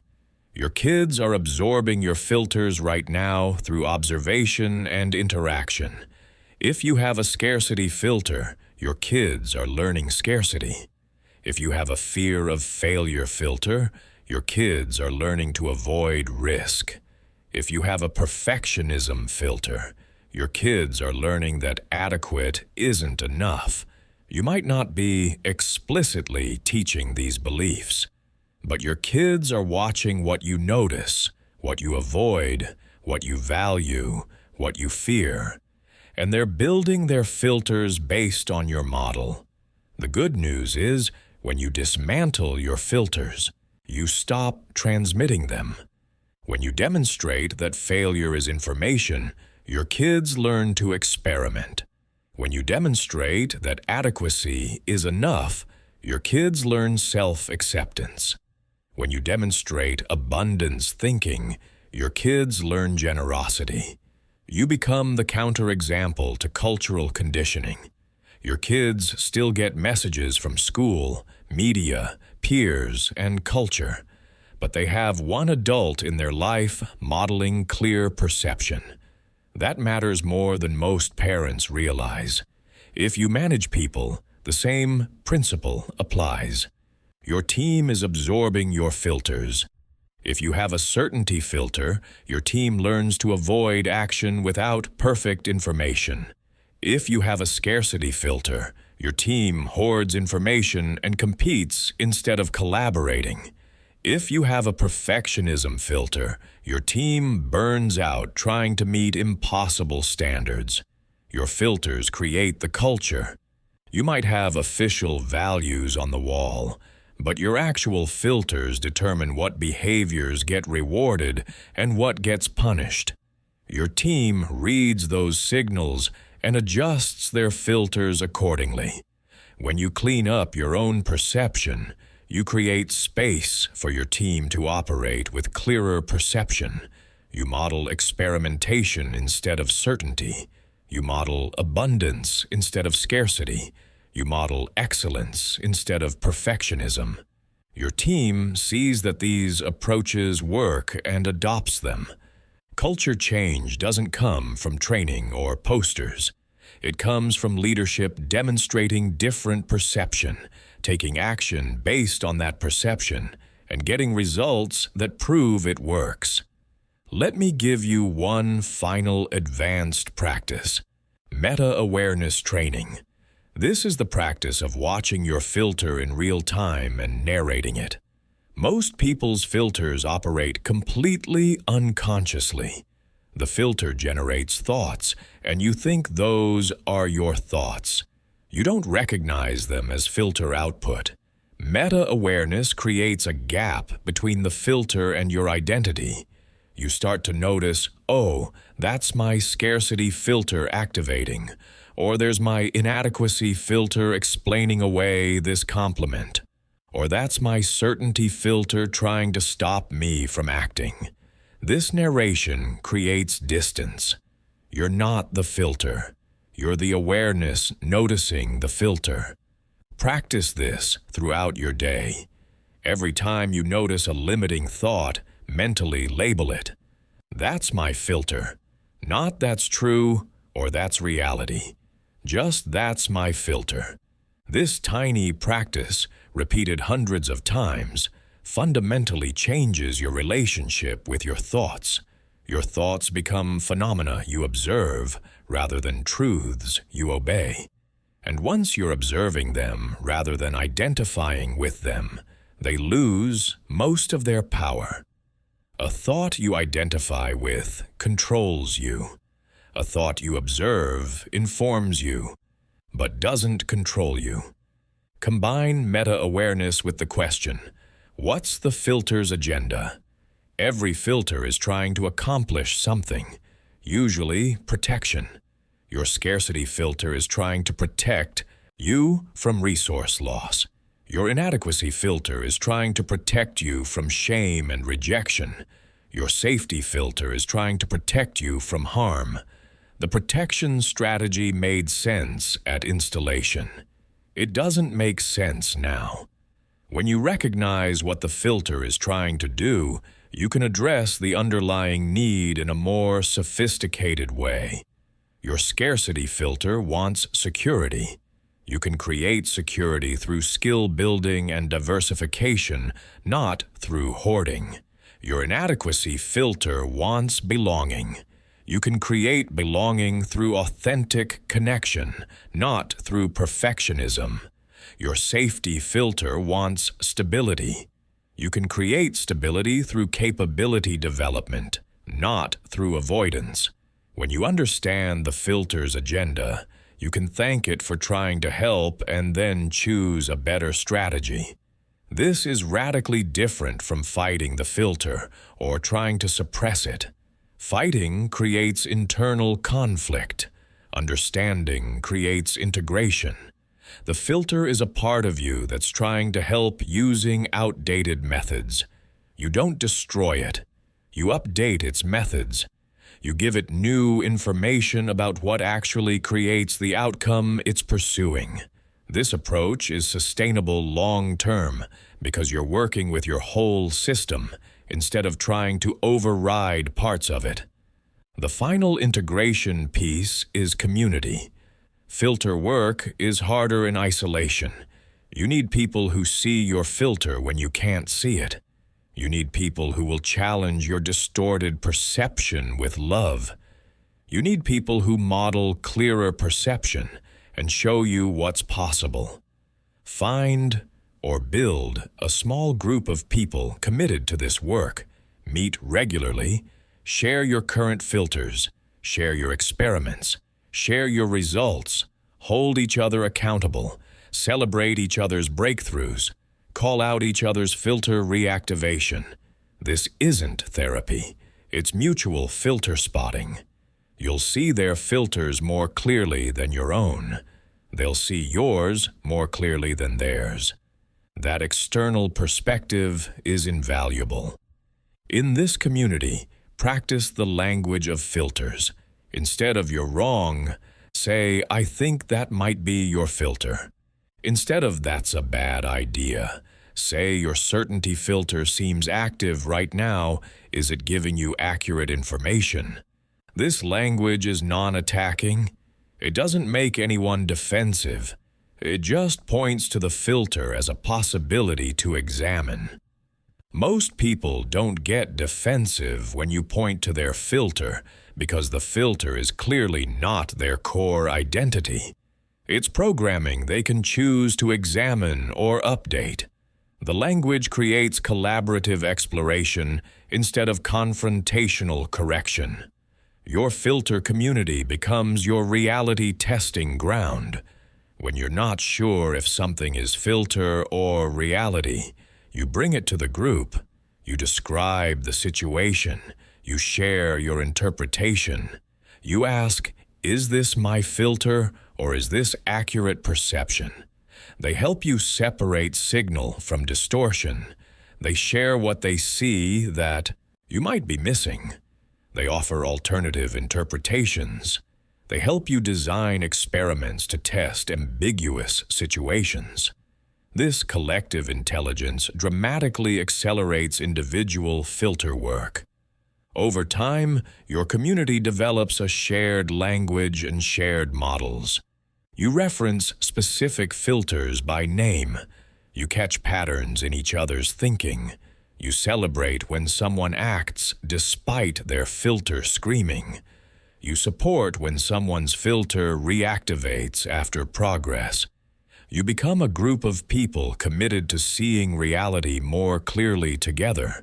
And that shared commitment creates a culture that's antithetical to filter-based perception. Culture is just collective filter patterns. When you build a culture around clear perception, Everyone in it gets the benefit of that clarity. This is how transformation becomes permanent and self-reinforcing. You're not doing this work alone in your head, where your filter can gaslight you back into old patterns. You're doing it in community, where others can see what you can't see. You're not trying to be perfect or transcend all filters permanently. You're maintaining a practice of noticing, testing, and updating. You're building systems that support clear perception. You're surrounding yourself with people who value clarity over comfort.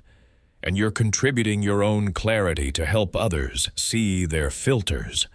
All of this, the individual practices, the core belief work, the meta-awareness, the community.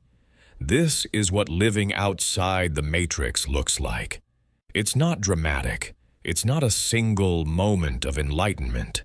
It's thousands of small choices to see clearly instead of see comfortably, to test beliefs instead of defend them, to update perception instead of maintain consistency, to trust evidence instead of trust familiarity. These small choices compound into completely different trajectories. Two people with similar starting points, one maintaining filtered perception and one maintaining clear perception, end up in dramatically different places after 5 years. Not because of different circumstances or different luck, because of different perception leading to different choices leading to different outcomes.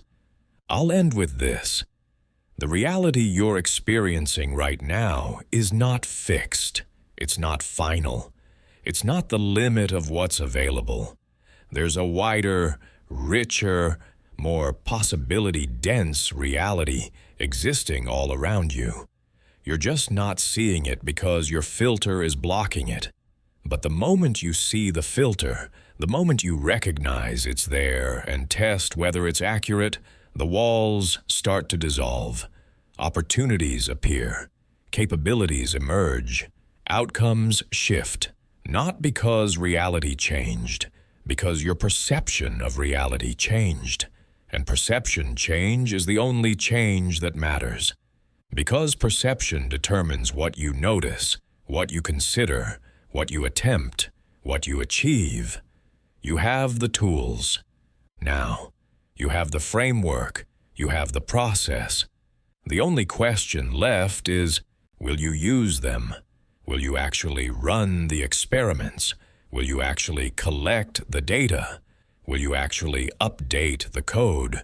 Or will you file this away as interesting information and go back to living inside your filter? That choice is yours. But understand what you're choosing. You're not choosing between different strategies or different techniques. You're choosing between staying in the matrix or escaping it, between filtered perception and clear perception, between limited results and expanded results, between who you've been and who you could become. The matrix can't hold someone who sees the code. Your filter can't control someone who tests it. Your past programming can't limit someone who updates it. You have everything you need to break free. The prison door is unlocked. It's been unlocked the whole time. You just couldn't see it because the filter convinced you the walls were real. They're not real. They're perception. And perception is changeable. Change your perception. Change your reality. Think about where you are right now. In your career, in your relationships, in your health, in your financial situation, in your creative expression, in your daily experience of life. Is this where you want to be? Is this the ceiling of what's possible for you? Or is this the ceiling of what your filter has allowed you to see as possible? Because there's a difference, a massive difference. Your actual capability is far beyond what your filter shows you. Your actual opportunities are far more numerous than what your filter highlights. Your actual potential is far greater than what your filter permits you to believe. The tragedy isn't that you have limitations. Everyone has real limitations. The tragedy is that most of your limitations aren't real. They're perceptual. They're filter artifacts. They're ancient programming running modern circumstances.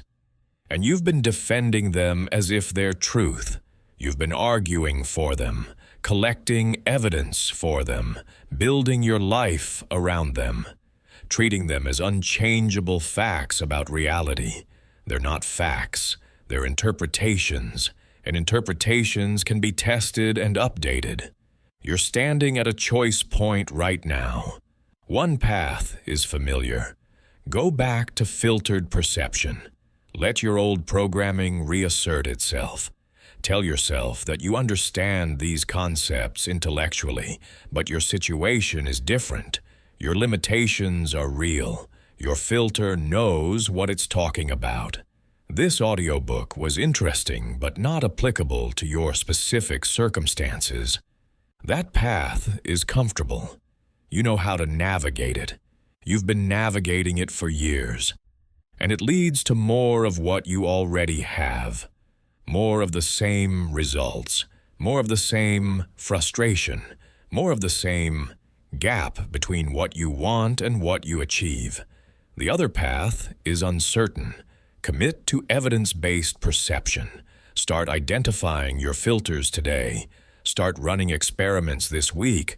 Start collecting data that contradicts your limiting beliefs. Start building your dashboard and tracking actual reality instead of filtered interpretations. Start the daily practices even when they feel tedious. Start the uncomfortable experiments even when your filter screams danger. This path is uncomfortable. You don't know where it leads. You can't predict the exact outcomes. Your filter will fight you every step. And it leads to expansion, to growth, to capabilities you don't currently believe you have, to opportunities you can't currently see, to outcomes you currently think are for other people, but not for you. Most people choose the first path. They choose comfort over growth, certainty over possibility, familiar limitations over uncertain expansion. And that's okay. There's no moral judgment here. Comfortable limitation is a valid choice. But own it. Don't choose comfort and then complain about being stuck. Don't choose filtered perception and then wonder why your results don't change. Don't choose the reality tunnel and then resent the people who chose the other path and got different outcomes. You get to choose, but you don't get to avoid the consequences of your choice. If you choose the second path, if you choose clear perception over comfortable filters, here's what to expect. The first 30 days will be destabilizing. You'll see things you've been avoiding seeing. You'll recognize patterns you've been denying. You'll feel uncomfortable as old certainties dissolve. Your filter will fight back hard.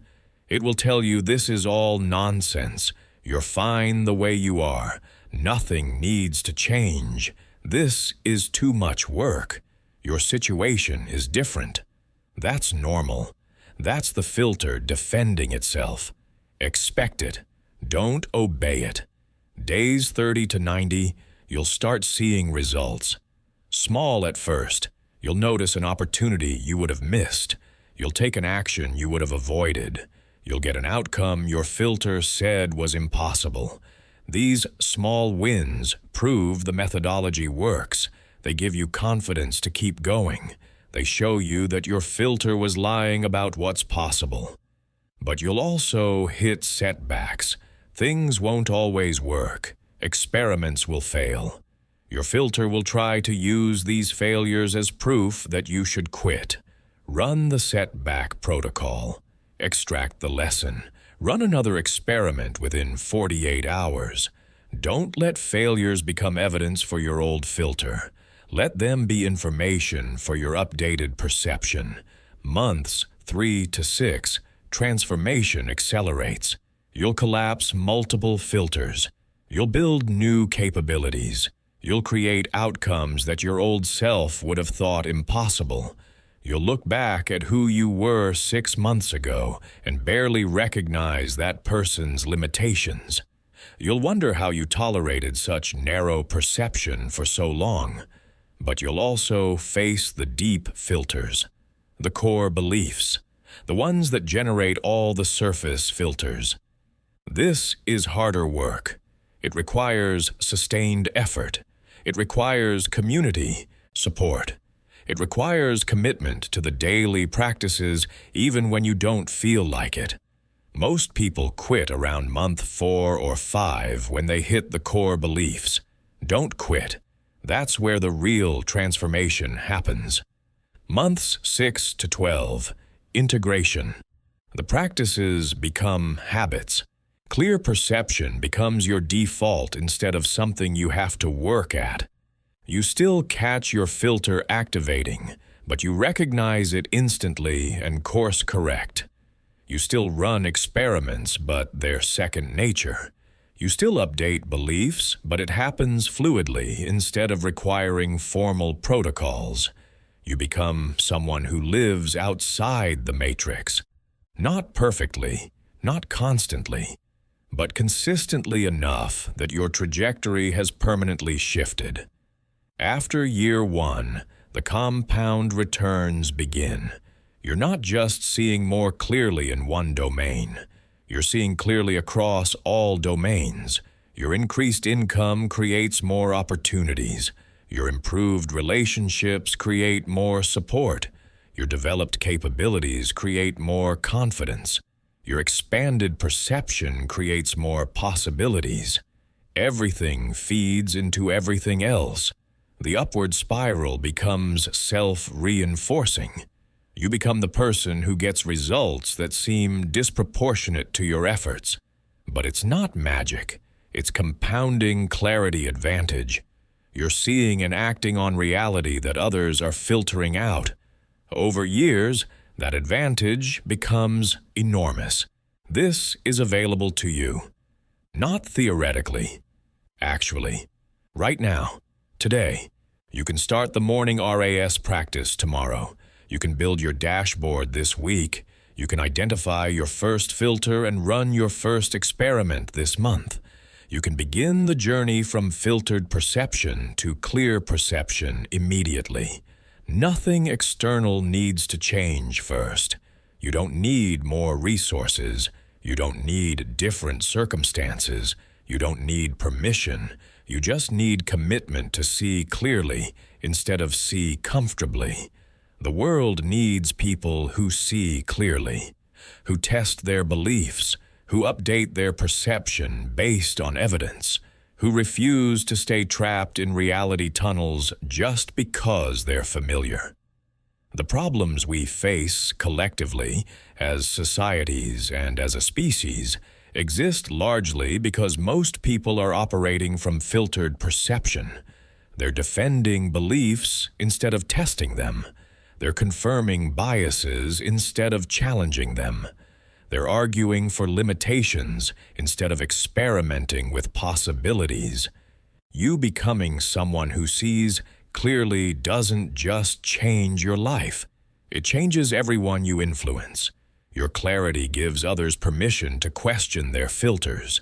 Your growth shows others what's possible. Your transformation proves the methodology works. So, here's my final challenge to you. 30 days.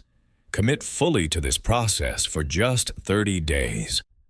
Morning RAS programming every day, weekly dashboard updates, daily filter spotting practice. At least 3 experiments that directly challenge limiting beliefs. 30 days of seeing clearly instead of seeing comfortably. If after 30 days you genuinely believe filtered perception serves you better, go back to it. But give it 30 days of actual practice, not 30 days of thinking about practice. Most people never give anything 30 days of full commitment. They half do things and then declare them ineffective. Don't be most people. 30 days from now, you'll know if this works. You'll have data. You'll have results. You'll have proof from your own life that clear perception creates different outcomes than filtered perception. And once you have that proof, you can never fully go back. You might drift toward old patterns, but you'll always know the walls aren't real. You'll always know your limitations are perceptual. You'll always have the tools to dismantle filters and expand perception. That knowledge, that capability, that's permanent. That's freedom. Welcome to reality. Outside the simulation, welcome to life with clear perception. Welcome to seeing what's actually there, instead of what your filter shows you. The matrix doesn't control you anymore. Your filters don't limit you anymore. Your past programming doesn't determine your future anymore. You're free. Not because reality changed, because you learned to see reality without distortion. And that changes everything.